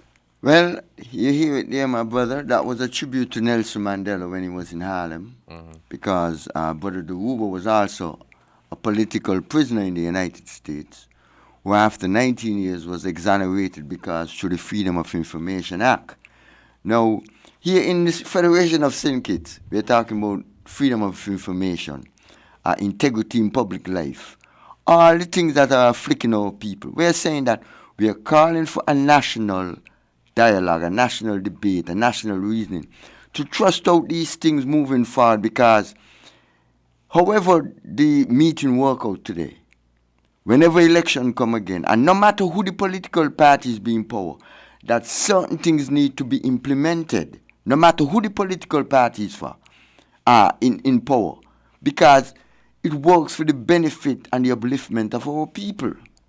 So, even if SEPAM is in power, and through the dialogue that freedom of information need to be implemented, it should be implemented, whether it's in their interest or not. What happens is that we got to think about the people's interests. You understand? And I have a format.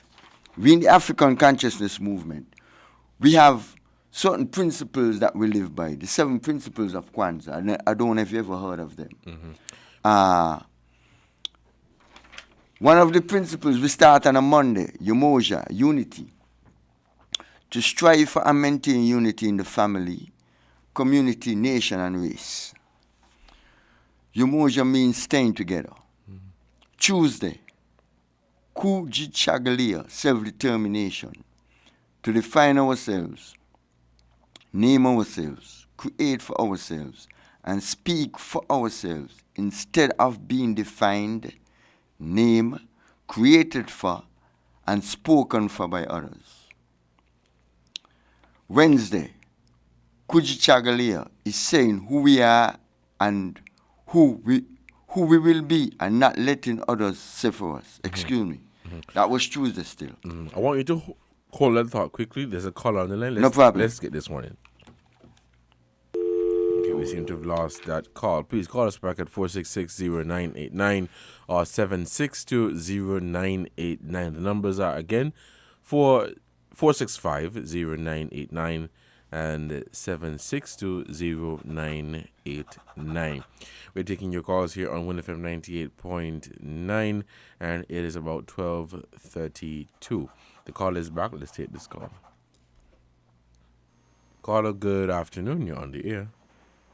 Hey, good afternoon, Devon. Good afternoon.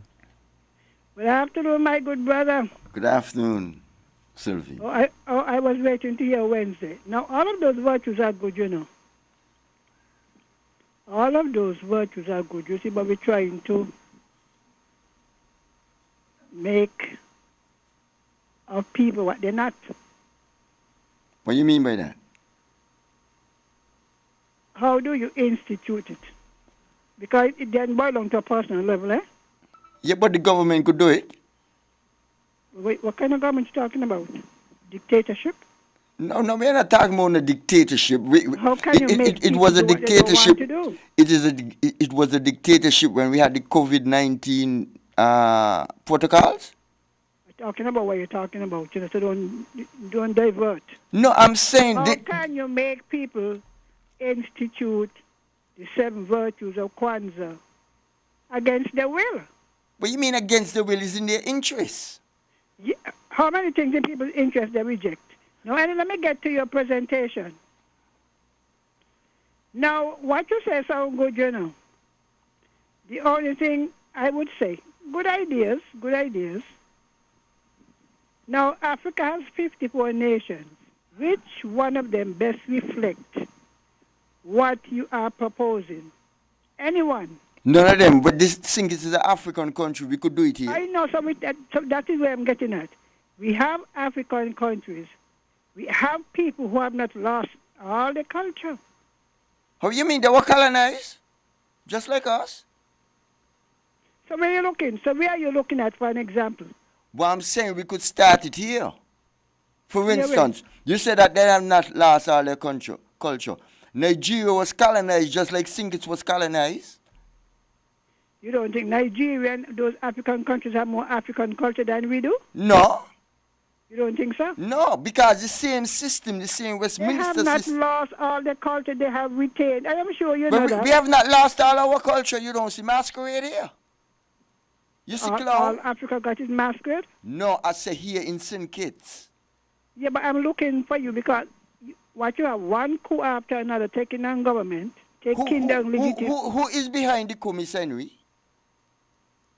Who is behind the coup, people? No. The United States government, the colonial forces. All the coup? All of them. Who killed Patrice Lumumba? I asked you said behind all of the All coup? of them. All of them. Let the caller finish your comment and then you comment after. All right, so here we go. Now, we have in Guyana representative government, right? Do you propose something like that when you bring all the parties together and we're going to share the government?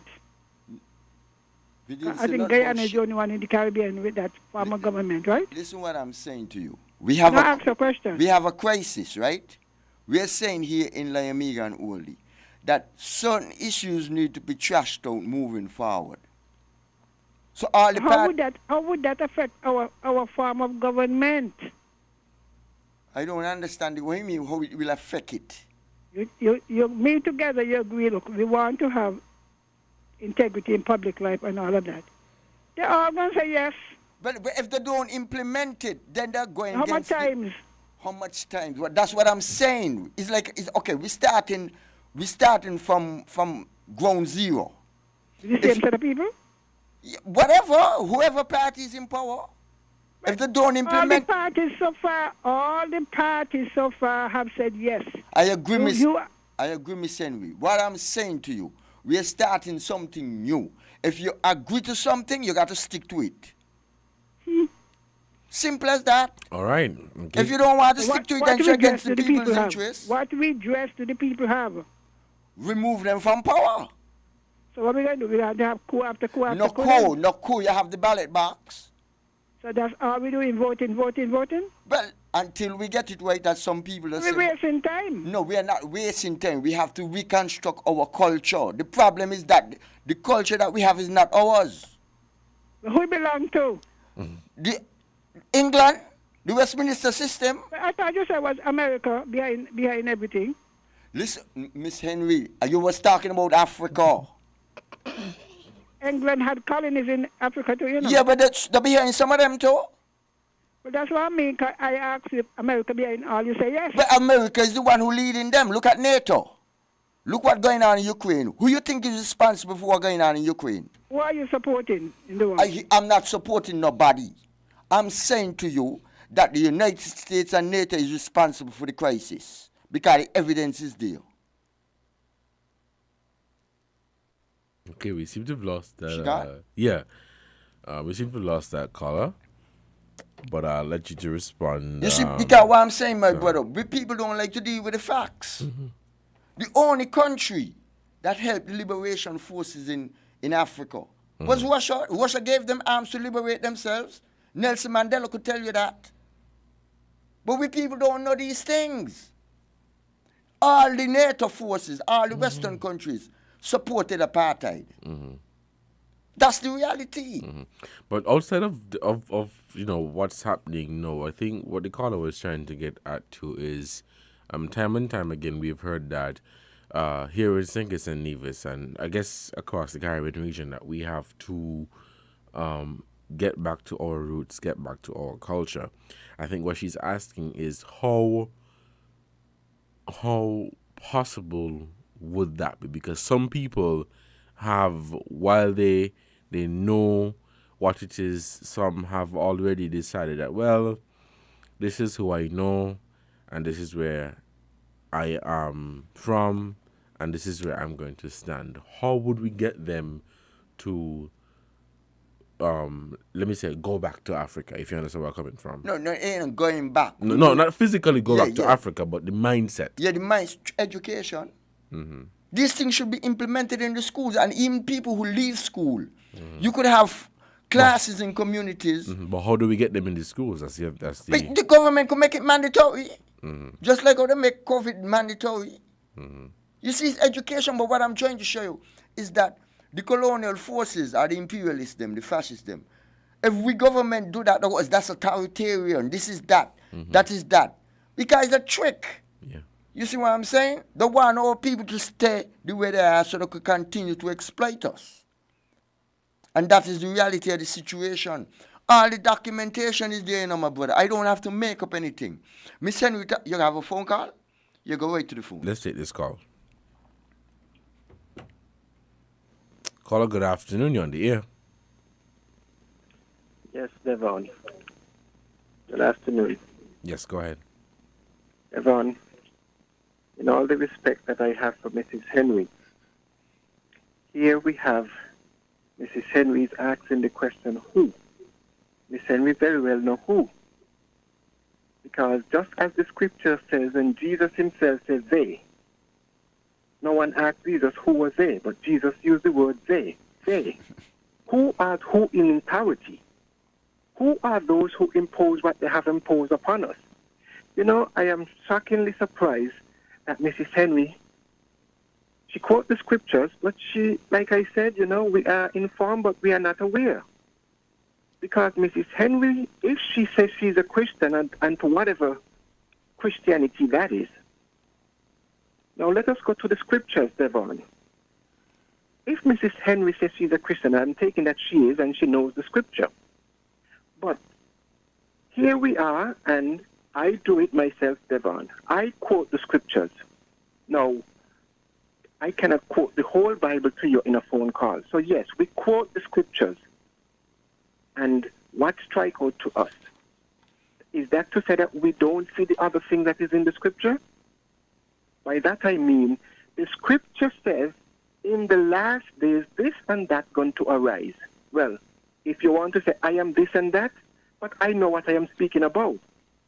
The scripture says in the last days, those who were scattered by chains around their neck by ship would be gathered back into the land of their forefathers. Didn't say forefathers, of their ancestors. But Devon, we all have ancestors. Because the way we came here to be in St. Kitts and Nevis, Devon, our story did not begin here. Our ancestors and our bloodline are connected. The Europeans knows this.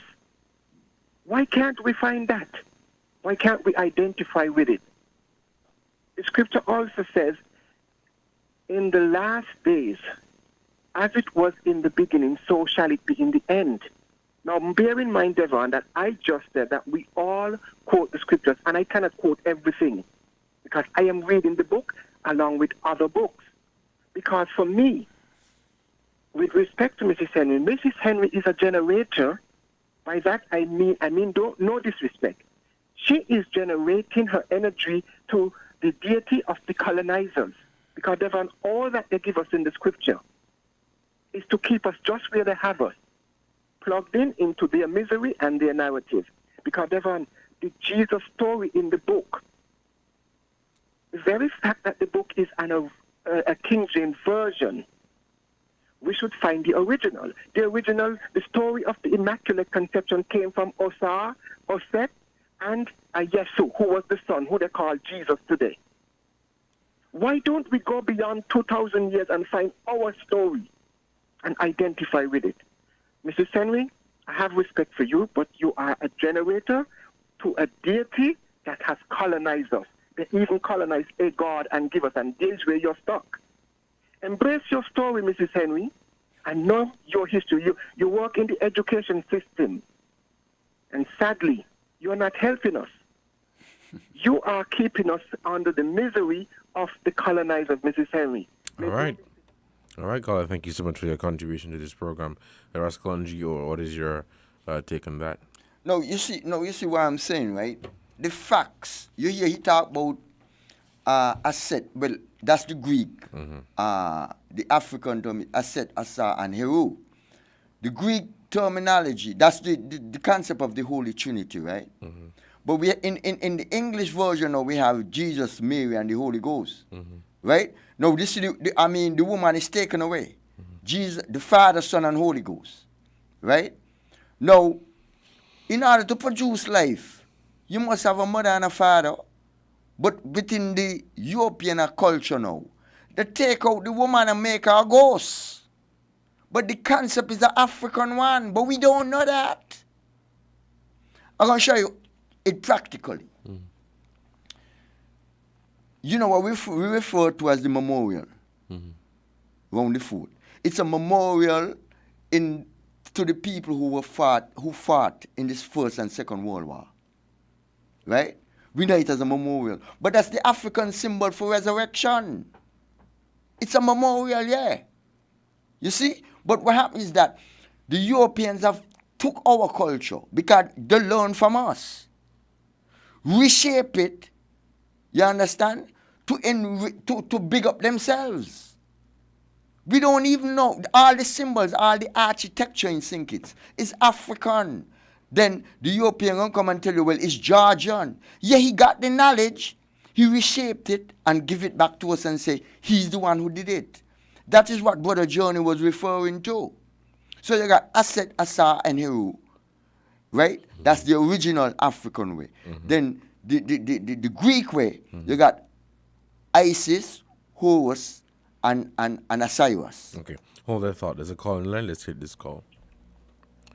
Caller, good afternoon. You're on the air. Yes, it's me again. And it's my last input. Thank you, Kalonji. You know, I just want to say, Devon, in ancient days in Africa, in Kemet, we never used to, the word wasn't even a god. You see, because the word God came by the colonizers. And the very fact, Devon, that I'm sure you are aware that the Jesus that they have painted is white. Now, ask yourself this question, Devon.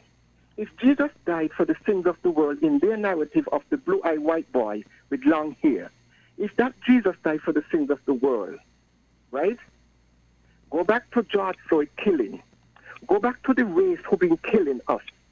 And Jesus died in their narrative, according to the picture that was painted. Because most churches have that picture in it, and most of our people have that picture in their houses hung up. So if Jesus died in that image, why are they still killing us? And don't say, Devon, that black are killing black too. Because before, we weren't like that. Devon, I went to a funeral just recently, and the preacher at the funeral was talking about the story of Job. Job in the Bible. If you're familiar with that, all that befalls Job, Job's wife telling him, curse God and die, and all of that. Job lost everything. His children, his flocks, his everything that he had. But look at what they're doing to us. They rip us away from our home. They slaughtered our ancestors. They took everything from us. The story of the Bible is our story. But we need to go beyond it because it's been tampered with. And it's been tampered with by those who colonize us, and they have inserted themselves into our story. So in other words, we are glorifying them. It's like we're worshiping a God that they have given us in the image of their own self. Again, ask yourself the question, Devon. If Jesus died for the sins of the world in that narrative, why are they still killing us? Because Jesus didn't kill anyone. The story of Jesus didn't kill anyone. And as to how they ascribe how great Jesus was, he fed 5,000 with 5 loaves and 2 fishes. He walked on the sea. He raised the dead. Where are the dead that he raised today? They are still dead.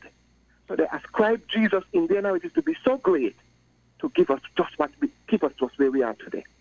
Get to know your own story, Devon. All right. It is there. All right. Thank you so much, caller, for your contribution. We have to take this short break to give a shout out to our sponsors. When we come back, we'll continue Voices here on WINNFM 98.9. Let's take this break. We'll be right back. WINN is 98.9. 98.9 is Win FM. It's tool season at Horswood's Building and Lever Centers, and we're making it easy to get the right tools for your home improvement. For this April Tools Month, hundreds of tools store-wide have been slashed by 25% off. That's 25% off tools store-wide, from drills to cutters, wrenches to hammers, and much more. It's tool season at Horswood's this April with 25% off store-wide on tools. Horswood's Building and Lever Centers, St. Kitts and Nevis' favorite home improvement stores, making home improvement easy. Terms and conditions apply. See store for details.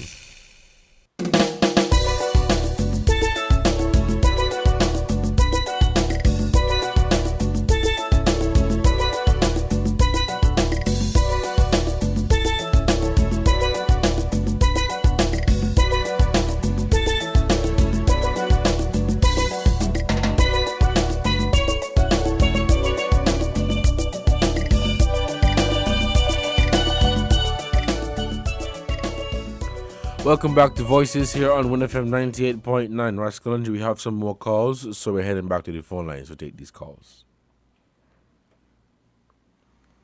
Caller, good afternoon. You're on the air. Good afternoon again, Devon. Good afternoon. Good afternoon, my friend Journey and Kalanje. Okay, Kalanje, you answer me? I said good afternoon. Oh, well, I want to hear you strong because you want to be the leader of the black movement. I don't want to be the leader. You see, that's the problem. The Hold white on. man give us leaders. Yeah, let the caller finish her comment. Go ahead, caller. You ain't one of the senators, them. Talk the truth. For who? What is the name of your movement? The one you're part of? The African Consciousness Movement. Aren't you a senator? I'm a member. I thought, what happened to the one when you were the senator? No, I'm not the senator. I'm a representative of the New Africa, the Republic of New Africa. All right. That's a good idea, you know. Now, for my good friend, Journey, the end of the story of Job is that Job got back twice as much as he lost. That's the end of the story, you know. So the devil destroyed everything, you see, but he got back. God gave him back twice as much as he lost. And this fascination with this white Jesus, you are intelligent enough to know that Jesus couldn't be white. But me saying we white, but I question. Wait, they gave us a white one. You say we are intelligent. They ain't give me. They give you? No, listen what they gave us.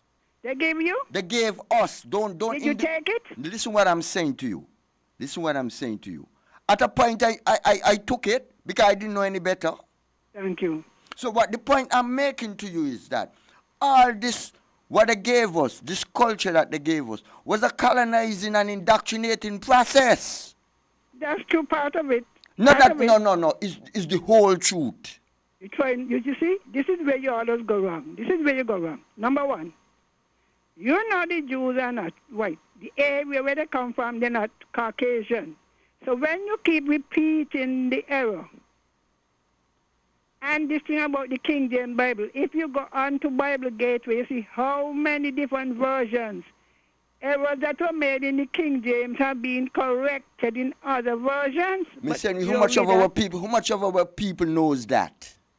Well, I'm telling you, I don't know. Yeah, but go to BibleGateway.com, you see all kind of Bible in all kind of languages. You do not have to rely on the King James Bible alone. Yeah, Miss Henry, me and you know that. Our people in general don't know that. We here to educate.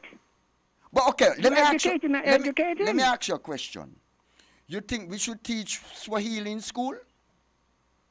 Swahili? Yes. How many countries in Africa speak? That is not the point. That's the point. No, don't tell me not born African and Africa. I'm saying here in Swahili St. is an African language. What about Yoruba? We are Africans. What about Yoruba? I don't have a problem with Yoruba, but Swahili is the most widely spoken African language on the continent. That is the point. They could teach that. Well, as well as you in America, they don't teach Yoruba. Yes, but I'm saying here in the Federation. How many? All right, let's look at the students who come here. What do they speak? Miss Henry, that's not the point. I mean, it's any point. At least we will have somebody to converse with. Okay, let me ask you a question. Why we are speaking English? What kind of question is that? I mean, what kind of question? We are speaking English because we were colonized. We were colonized before. So you want us to be colonized by people who speak Swahili? When we came here. We have Africans coming here to study. We should know a language that they speak. Miss Henry, when we came here, we had our own language and history and culture. So you don't think they were talking to in the camp and so where they live? You don't think down in the slave villages they weren't speaking the reason language? why we don't have that now. Mm-hmm. We'll call it quickie because we want to take some more calls. Let me continue. Now, as in the beginning, so shall it be in the end. Jesus said the same thing that used to happen, all the wickedness and so. People like that, and as for Jesus dying for the sins of the world, he did. Read the Old Testament. You will see the ritual in Leviticus, where the people used to kill a goat or whatever lamb, and they rest their hand on it, and as far as they're concerned, it carried away their sins. But that came from Africa. It's the African tradition. That's what That is why you ought to be Christian. That's my point, you know. I don't hear you all talking about, he's African. So why you all don't serve God? But we serving our God. We serving who? Which one? What do you mean, which one?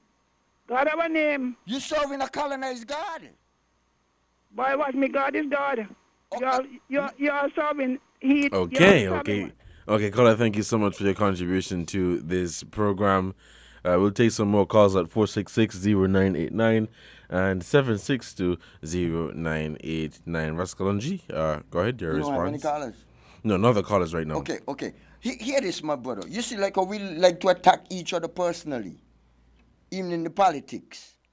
I'm going to give you the evidence again, because a lot of times we people don't know where these things come from. Ramsey was an ordained priest at St. John's Capistay in 1762. This is a white man. His friends had urged him to go to St. Kitts and practice as a physician rather than a priest. But he believed he could put his medical skills to work while a priest, and he did so. He could frequently be found in the slave quarters treating the sick and converting them. Ramsey dared to preach that the soul of a slave was as important to God as that of a planter. He had become an abolitionist after his experience on Arundel and took an interest in the welfare of the slaves, urging their masters to allow them to attend church and to be more lenient in their treatment of them. Predictably, the planters turned against him and attempted to force him to leave the island. Ramsey was a stubborn man and stayed until 1781. When the vilification finally became too much for him to bear, and he returned to England. Some white parishioners refused to attend his church, and one George Gillard, a prominent planter and a member of the vestry, went so far as to confront Ramsey at the altar of St. John's Church and curse him using foul, abusive language for being an abolitionist. At some vestry meetings, the members insisted on drinking rum punch inside the church and resisting themselves and resting themselves on the altar as they drank. Shortly after his arrival, a campaign began in the Sinkits Press in which various and inaccurate personal attacks were made on him in the form of letters, mostly unsigned. Readers of the current local press in Sinkits would immediately recognize this sort of journalism, as it unfortunately continues to the present day. Personal smear tactics replaced the necessity of facing the critical issues of slavery, and as a result, nothing concrete was accomplished in that regard until years later. Now, on Facebook today, we don't have the same thing going on. We are not responsible for these things, my brother. They were indoctrinated into us, and we continue to do it to ourselves. That is the point. Mm-hmm. Stick a pin, we have a caller on the line. Caller? Okay, we seem to have lost that call. Let's take this other one. Caller, good afternoon. You're on the air. Hi, good afternoon, Mr. Cornelius. Good afternoon. I say, Mr. Ted, good afternoon to you again. Yes, good afternoon, my brother. Yes. I tuned in just as Mrs. Henry, good afternoon, Mrs. Henry, and all. Mrs. Henry was making her point. And it is ludicrous because we know that even in Bible scriptures, they say, if a man asks for a fish, why give him a stone? So it was very deceptive for anyone to say, well, God came amongst us. Here is it, God coming down to us now in a personality, in a form. And considering all things God, what God would be. That's why in Islam does not deal with iconography and pictures and the like, because Islam knew that the mess that Christianity did, that they did not want to convey these things to the parishioners, the converts. So they decided, no, they're not going to put any iconography. Back then, it wasn't like we got photo and you think photo. But what came down through the ages, and even in what is in the Bible, in Revelation, where the description of lamb's hair like lamb's wool, what would fit all of that description? No. Was the opposite of all of that was portrayed to us. As a picture is worth 1,000 words.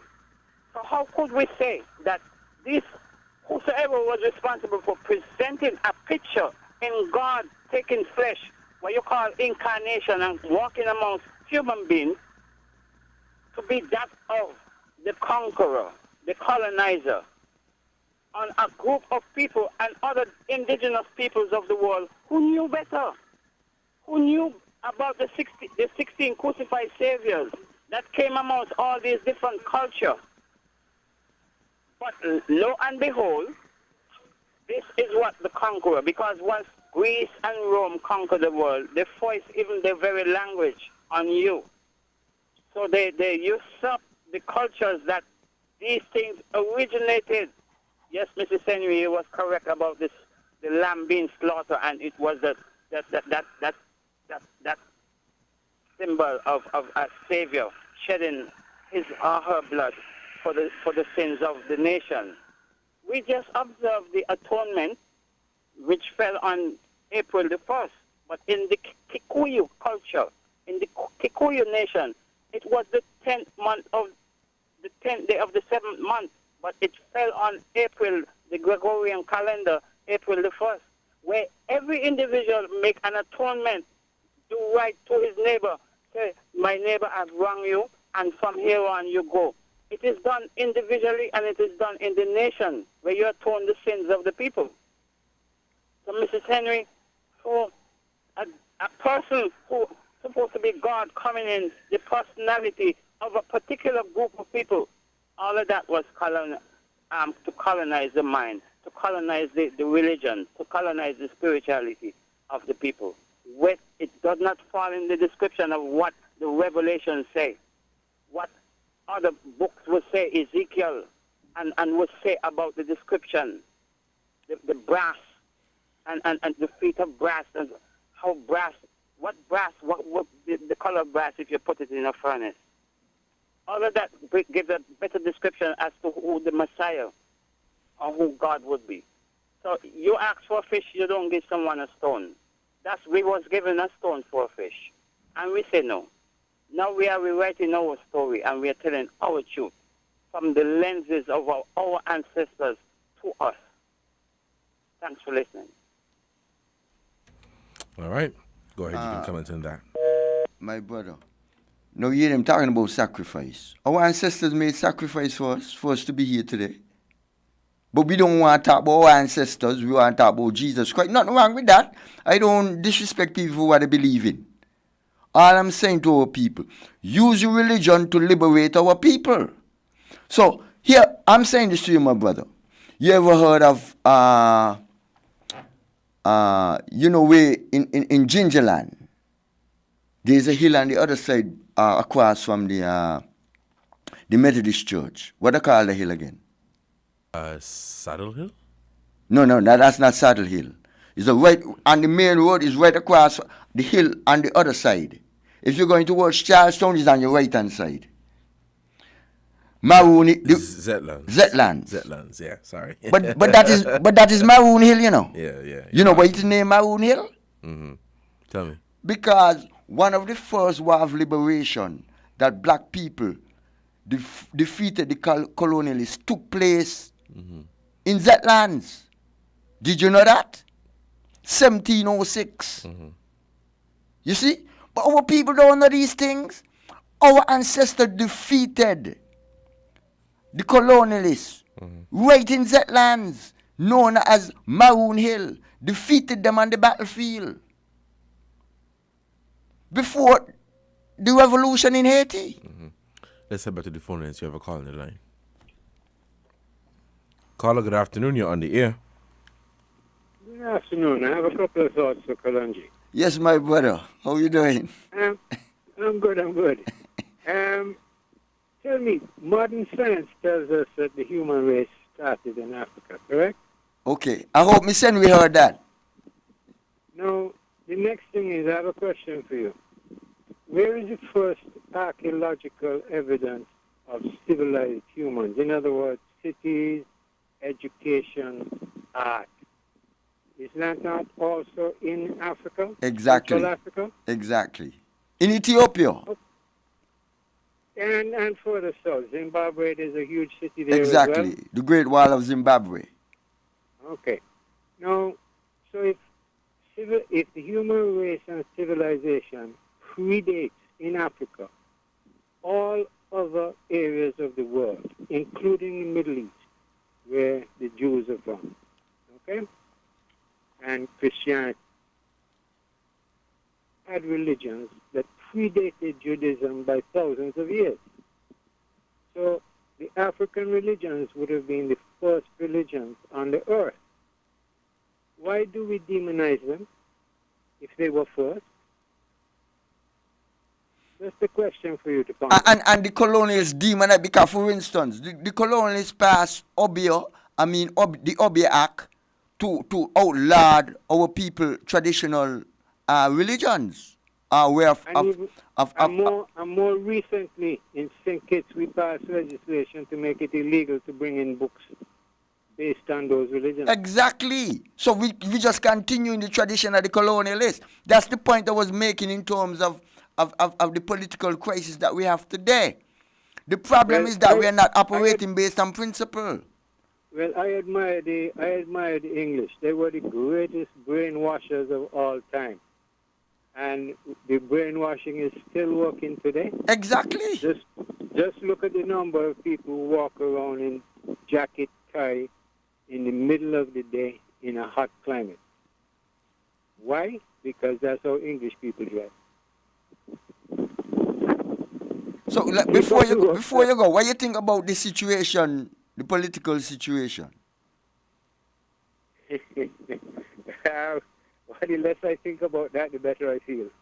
Yeah, no, but you see what I'm trying to show you, we are at a crisis point, and what I'm saying is that my argument is that we need to trash out these things, set objectives and goals and principles to move forward so that our people don't fall back in this trap again. And everybody should be at the table. It is very simple, we have the answer. It's in our motto. If all of our politicians actually believed in country above self, we would not have these problems. All right, call it. They don't believe. Go ahead. No, I'm just saying if our leaders actually truly believe in country above self, this situation would never have a root. But the reason why they don't believe that, because they have a political system that deals with divide and rule. That is the problem here. And we had the opportunity in 1983 to write a constitution that was appropriate for our size and our population and our ethnicity. We had an opportunity in 1983 to create a political system that was appropriate. And instead of doing that, we just adopted the English way of life. And so our culture here is actually English. Yeah, but that's the point I was making to Mr. Henry, that what we are doing to ourselves is not of our making. Okay, caller, thank you so much. We're going to take some more calls. You can go ahead with your comment, Rascalanji. Yeah, in response to the caller. That's exactly the point I was making. The political culture that we have is an oppressive and divisive one. We need to reconstruct our culture based on our own interests. I showed you the example of President Nkrumah when he got independence. The British, because it's the British gave us this constitution here. The only thing different from the 1967 constitution to the present one, I think 1 or 2 or 3 things, not no more than 10, that Nevis have the right to secede. That's the only difference, because the Nevisians at the time insisted that that be part of the constitution. You see? Because of the relationship between Sinkits and Nevis, which was not the making of our own people. Imagine, I hear somebody say the other day that they don't want Mark Brantley to be the Prime Minister of Sinkits. But he's a citizen of the Federation. Whether he born in Nevis or he born in Sinkits, that's not the point. We are African people. And the reason why we got this notion in our head that a man from Nevis can be the Prime Minister, it comes from our colonial past, because of the relationship between Sinkits and Nevis and the way how the colonists them set up the system. The apprenticeship system, we were trained in divide and rule tactics. That's why we can't get anywhere. You have a caller? This is a caller. Let's head back to the phone lines. Okay, we seem to have lost that call. Please call us back at 466-0989 or 762-0989. The call is back. Let's take this call. Caller, good afternoon. You're on the air. Yes, good afternoon again, Devon. This is Johnny here. I just want to say it's a joy to hear the last caller. I think without calling his name, I recognize the voice from inside the news. Now, Devon, I want you to pay attention to something the gentleman said about those who are walking around in jackets and ties in this, our climate. I've stated before that those who have assimilated, those who have gotten their education in the West, those are the ones who are now assimilated And it's like, well, they have given them a piece of paper that we would consider as a certificate that says, you have graduated, we allow you now to go back to your country, but you're going to rule by being whether a governor general, a queen council, doctors, lawyers, all of them who got their education, because everyone, believe it or not, African medicine was in the natural herbs. So those who went and studied medicine in the university, those who went to study the law in the West, they now have a piece of paper that tells them that they are qualified, but they come with the agenda of those who educated them. Take a good deep look at this, Devon. The gentleman said those who are now walking in jacket and ties in this our climate. Devon, we need to so erase this misery that they have imposed upon us and embrace our own story. Thank you for hearing me. And thank you, caller, so much for your contribution. We have another caller. Take this one and I'll allow you to comment. Okay, caller, good afternoon. You're on the air. Yes, man. Good afternoon, gentlemen. How are you guys doing? Good, thanks. Yeah, I'm on, right? Yeah, we could hear you. Yes, go ahead. Yes. Yeah. Big up to your guest there, man. Yeah, this man is talking some real true thing, true facts, and he's talking some good things, man. The man talking a lot of reality right now, bro. But a lot of people is not getting it, man. As a black people, we're so divided, man. We're not only divided in the federation, you know, it's already filtered down to our families and everything else, bro. You know what I mean? Inside the Federation of Sinkis and Nevis, it's a lot. The division exists. You know, the notion, what this man just said, Kalanji just said, that a man from Nevis can't become prime minister. You know, those things got to be changed, bro. You know, this is why they have a meeting today with the three parties. Because that fair share for Nevis, bro, I've been hearing about that since I was a little boy. And we still can't get that on the Nevis side, bro. They come up with all type of gimmicks and there, and I don't see. No matter who politician is in control in there, they don't want to send Nevis' fair share over to Nevis. That's supposed to come over automatically, bro. Nobody from Nevis supposed to be fighting for that. You know what I mean? Mm-hmm. But it's a lot to be said around this national talk. You know, there's a couple of things that I don't agree with in the Federation. You know what I mean? Just as well as this guy said, nobody from Nevis could become Prime Minister. What I'm seeing that the Prime Minister himself is attempting to do right now, he's attempting to run in all of the districts. The man wishes that he can gain more momentum and pick up more seats. For me, I would want to see a party from Nevis also should be able to run on the tickets in Sinkits, in the districts in Sinkits. Any party from Nevis should be able to run in the districts in Sinkits as well. Okay. You understand what I'm saying? Because we one country. If we one country, and the parties in Sinkits as well should be able to run in the districts in Nevis as well. Okay, Carl. And also, they have that clause where a natural born citizen can't come back to the Federation and contribute to their own society because they have a foreign passport. I don't believe in that at all, bro. You know what I'm saying? If you're born in the Federation, it doesn't matter where you go in this world. You're supposed to be able to come back and contribute to your own society. All right. You know, these are the national issues that need to be handled, bro, so that we can get things really in place.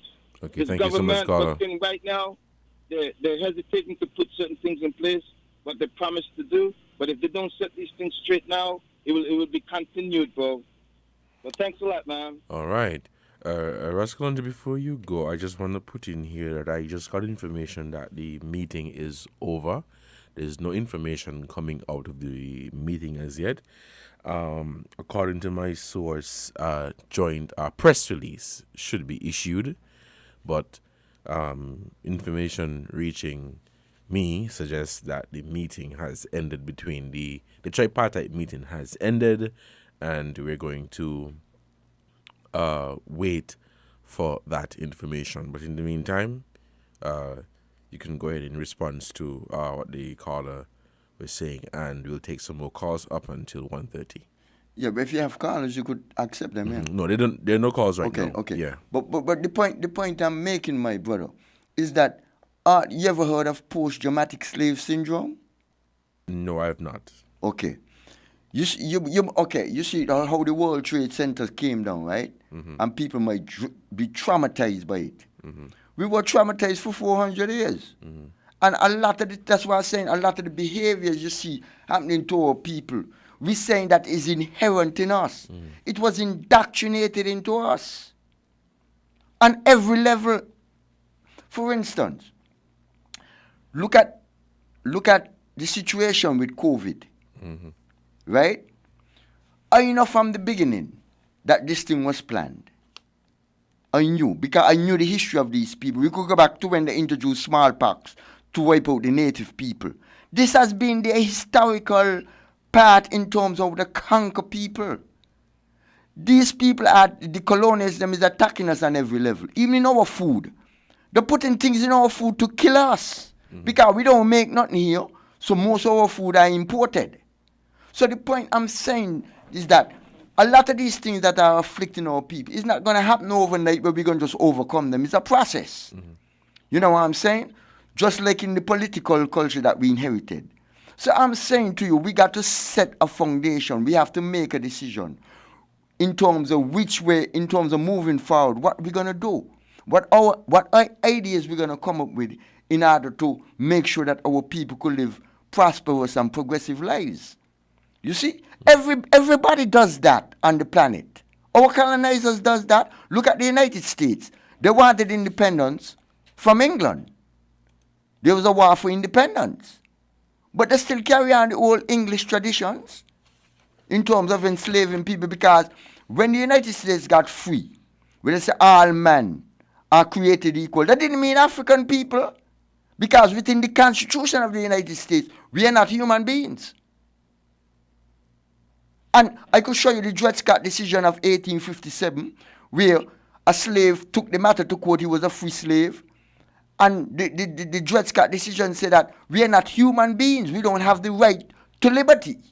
Okay, hold that thought. There's a call on there. Let's take this call. Caller, good afternoon. You're on the air. Yes, let me be quick. Yeah, great utterance. Yes, I'm there. I'm John. Yeah. The problem I see with the race of people right now, because the whole planet going on for the young leaders then, yeah. The brethren, if these leaders here, right, hey, if they put aside the thing that they consume, they have to eat the right. They have to feed on the right thing right now to get a right direction. The check is what we eating. To me, this problem repeating itself, and it's because of what we consume. Right now, we don't need herbalists. The check, they need people like Rasta pure. We want people who purify the system pure from what they're eating. What the people eat any rock at the oat like this. The whole oat mess up. Because them to lust, the check because how they feel. If you don't drink rum, if you don't eat half of the flesh, you don't want to panic, you don't want to go with women every minute, you can't control yourself. This is the behavior of the planet. The planet needs to just consume the right thing because they put the wrong oil in a vehicle and work. It doesn't malfunction or anything. So just to the human race is eating the wrong thing. That's the problem. All right. All right. Thank you, caller, so much for your contribution. Escalonji. Oh, okay. But yet, get back to the point, right? Is that there's a lot of things we need to deal with, my brother. It's not a simple thing. I'm not saying it's going to happen overnight. But you see, a lot of people like to deal with people are very religious people. You know what I mean? And we like to deal with the Bible. Yeah, I mean, the Bible was, the King James Version was printed in 1611. Now, you see, I don't like to deal with the Bible too much. I'm not a Bible man in that sense. I like to deal with secular knowledge, where I could prove my point. You can't tell me, right? Miss Henry can't tell me. They was talking about Job. What year did Job got back all his riches that Miss Henry and the brother was talking about? They can't tell me what year that took place, but I could tell you that Haiti was liberated in 1804, and it cannot be disputed. The United States invaded Haiti in 1915.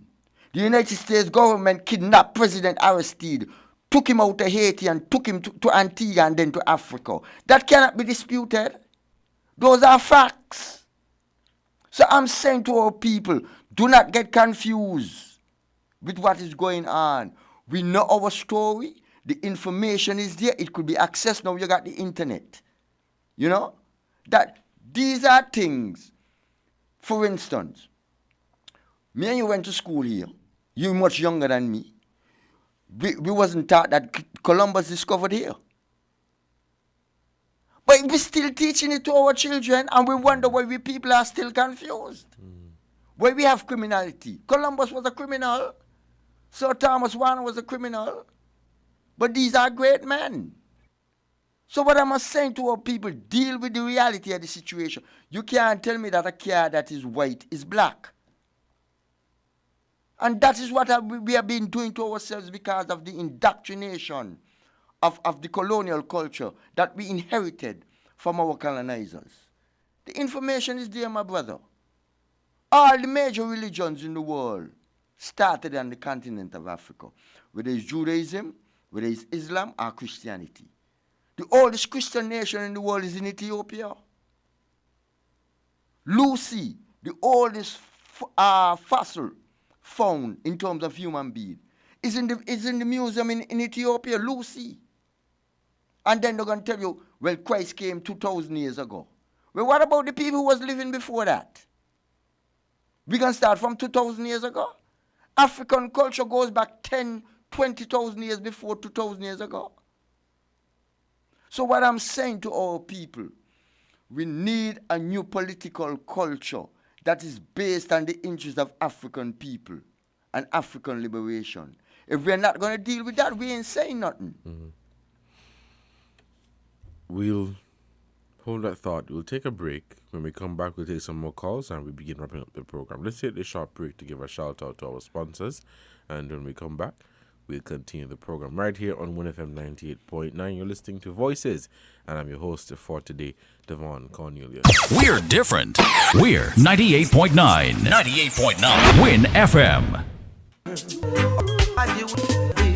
Get your property properly covered today. Constructing your dream house or considering renovating your property? We will make sure your property is properly covered at Guardian General Insurance. Yes, at Guardian General Insurance, we will ensure that your property is properly covered with our private dwelling and contractors all-risk promotion. Visit or call us today and get affordable rates, premium financing arrangements from now until March 31st, 2022. We will properly cover fire, lightning, explosion, thunderbolt, bursting or overflowing of water tanks and apparatus pipes, burglary, theft or larceny, impact by road vehicle, riot, strike or malicious damage, hurricane, earthquake or volcanic eruption, flood, collapse due to subsidence of landslip, loss of rent, cost of temporary accommodation, and much more. So get your property properly covered at SL Horsford and Company Limited, local agents for Guardian General Insurance today. Special terms and conditions apply. Call today at 869-465-9355 for further details.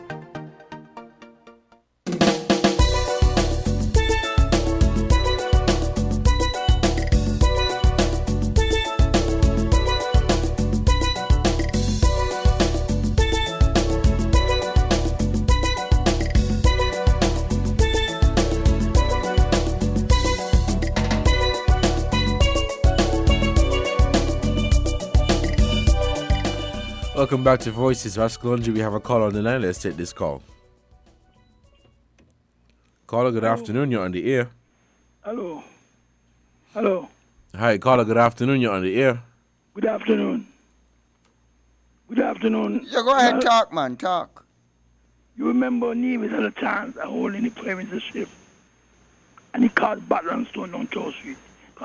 We don't know if Nevis refused. We don't know. When we had 4-4 in Sinkers. We had 4 in Sinkers, 3 in Nevis.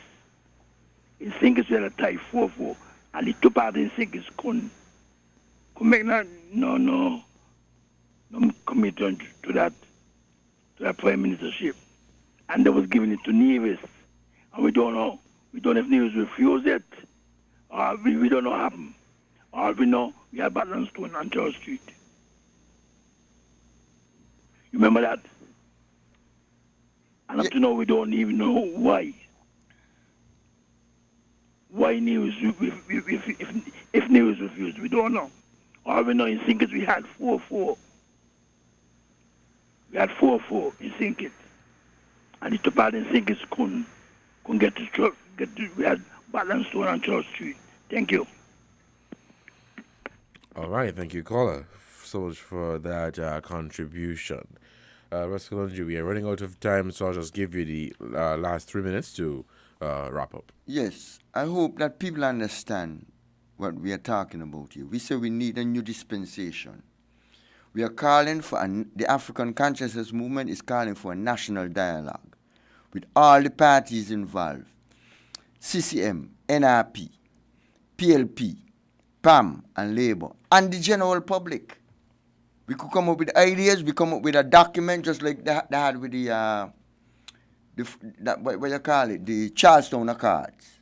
And then if we agree to something, we got to stick by our word. That's all we are saying. We got to be true to ourselves.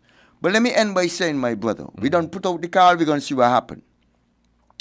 By this apprenticeship period, the colonial office was making sure that the education of local politicians was completed along British lines and that they would look to Westminster as their model. This would ensure that Britain's influence in the colonies would continue long after the inevitable loosening of imperial ties. It's still happening. Britain is still here. A quote from Marcus Garvey: any leadership that causes you to depend on another race is a leadership that will enslave you. In the fight to reach the top of the oppressed have always been encumbered by the traitors of their own race, made up of those of little faith and those who are generally susceptible to bribery for the selling out of the rights of their own people. As Africans, we are not entirely free of such an encumbrance. To be outspoken, I believe we are more encumbered in this way than any other race in the world because of the lack of training and preparation for fitting us for our place in the world amongst nations and races. The traitors of other races is generally confined to the mediocrity of irresponsible individuals. But unfortunately, the traitors among the African race are generally to be found amongst the men highest placed in the education and society, the fellows who are called themselves leaders. That is a quote of the Honorable Marcus Messiah Garvey. He made the ultimate sacrifice to uplift our people, to put us on the world stage, that our people might have long-lasting and progressive lives.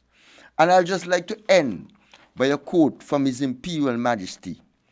Let us not deny our ideals nor sacrifice our rights to stand as the champion of the poor, the ignorant, and the oppressed everywhere.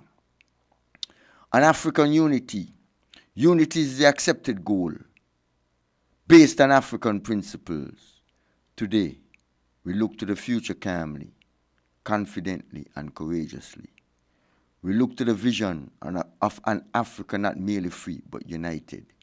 In facing this new challenge, we can take comfort and encouragement from the lessons of the past. We know that there are differences among us. Africans enjoy different cultures, distinct values, special attributes. But we also know that unity can be and has been attained amongst men of the most desperate origin. The differences of race, of religion, of culture, of tradition are no inseparable obstacles to the coming together of peoples. History teaches us that unity is strength and cautions us to submerge and overcome our differences in the quest for common goals, to strive with all our combined strength for the path of true African brotherhood and unity. Give thanks, one love. What Granny say, African unity and togetherness is the only solution to all the pollution. One love. All right, thank you so much for that, Rascalanji. Very good conversation we had here today on Voices, and I can tell based on the callers, it's a very passionate topic, a very passionate issue that people would like to weigh in on. We had some more callers, but because of the time, we're going to have to end. But this is the end of Voices here on WINNFM 98.9. And again, let me say thank you so much for your participation in today's program. With regards to the Team Unity meeting, we'll try our best to keep you up to date. But information that I've just received indicate that the meeting has ended. So we're waiting to hear what the outcome of that meeting is.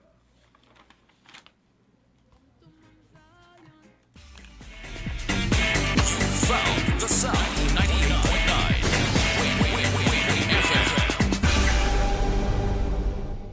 I've been watching you a la la la la long, a la la la la long, long, long, long, long.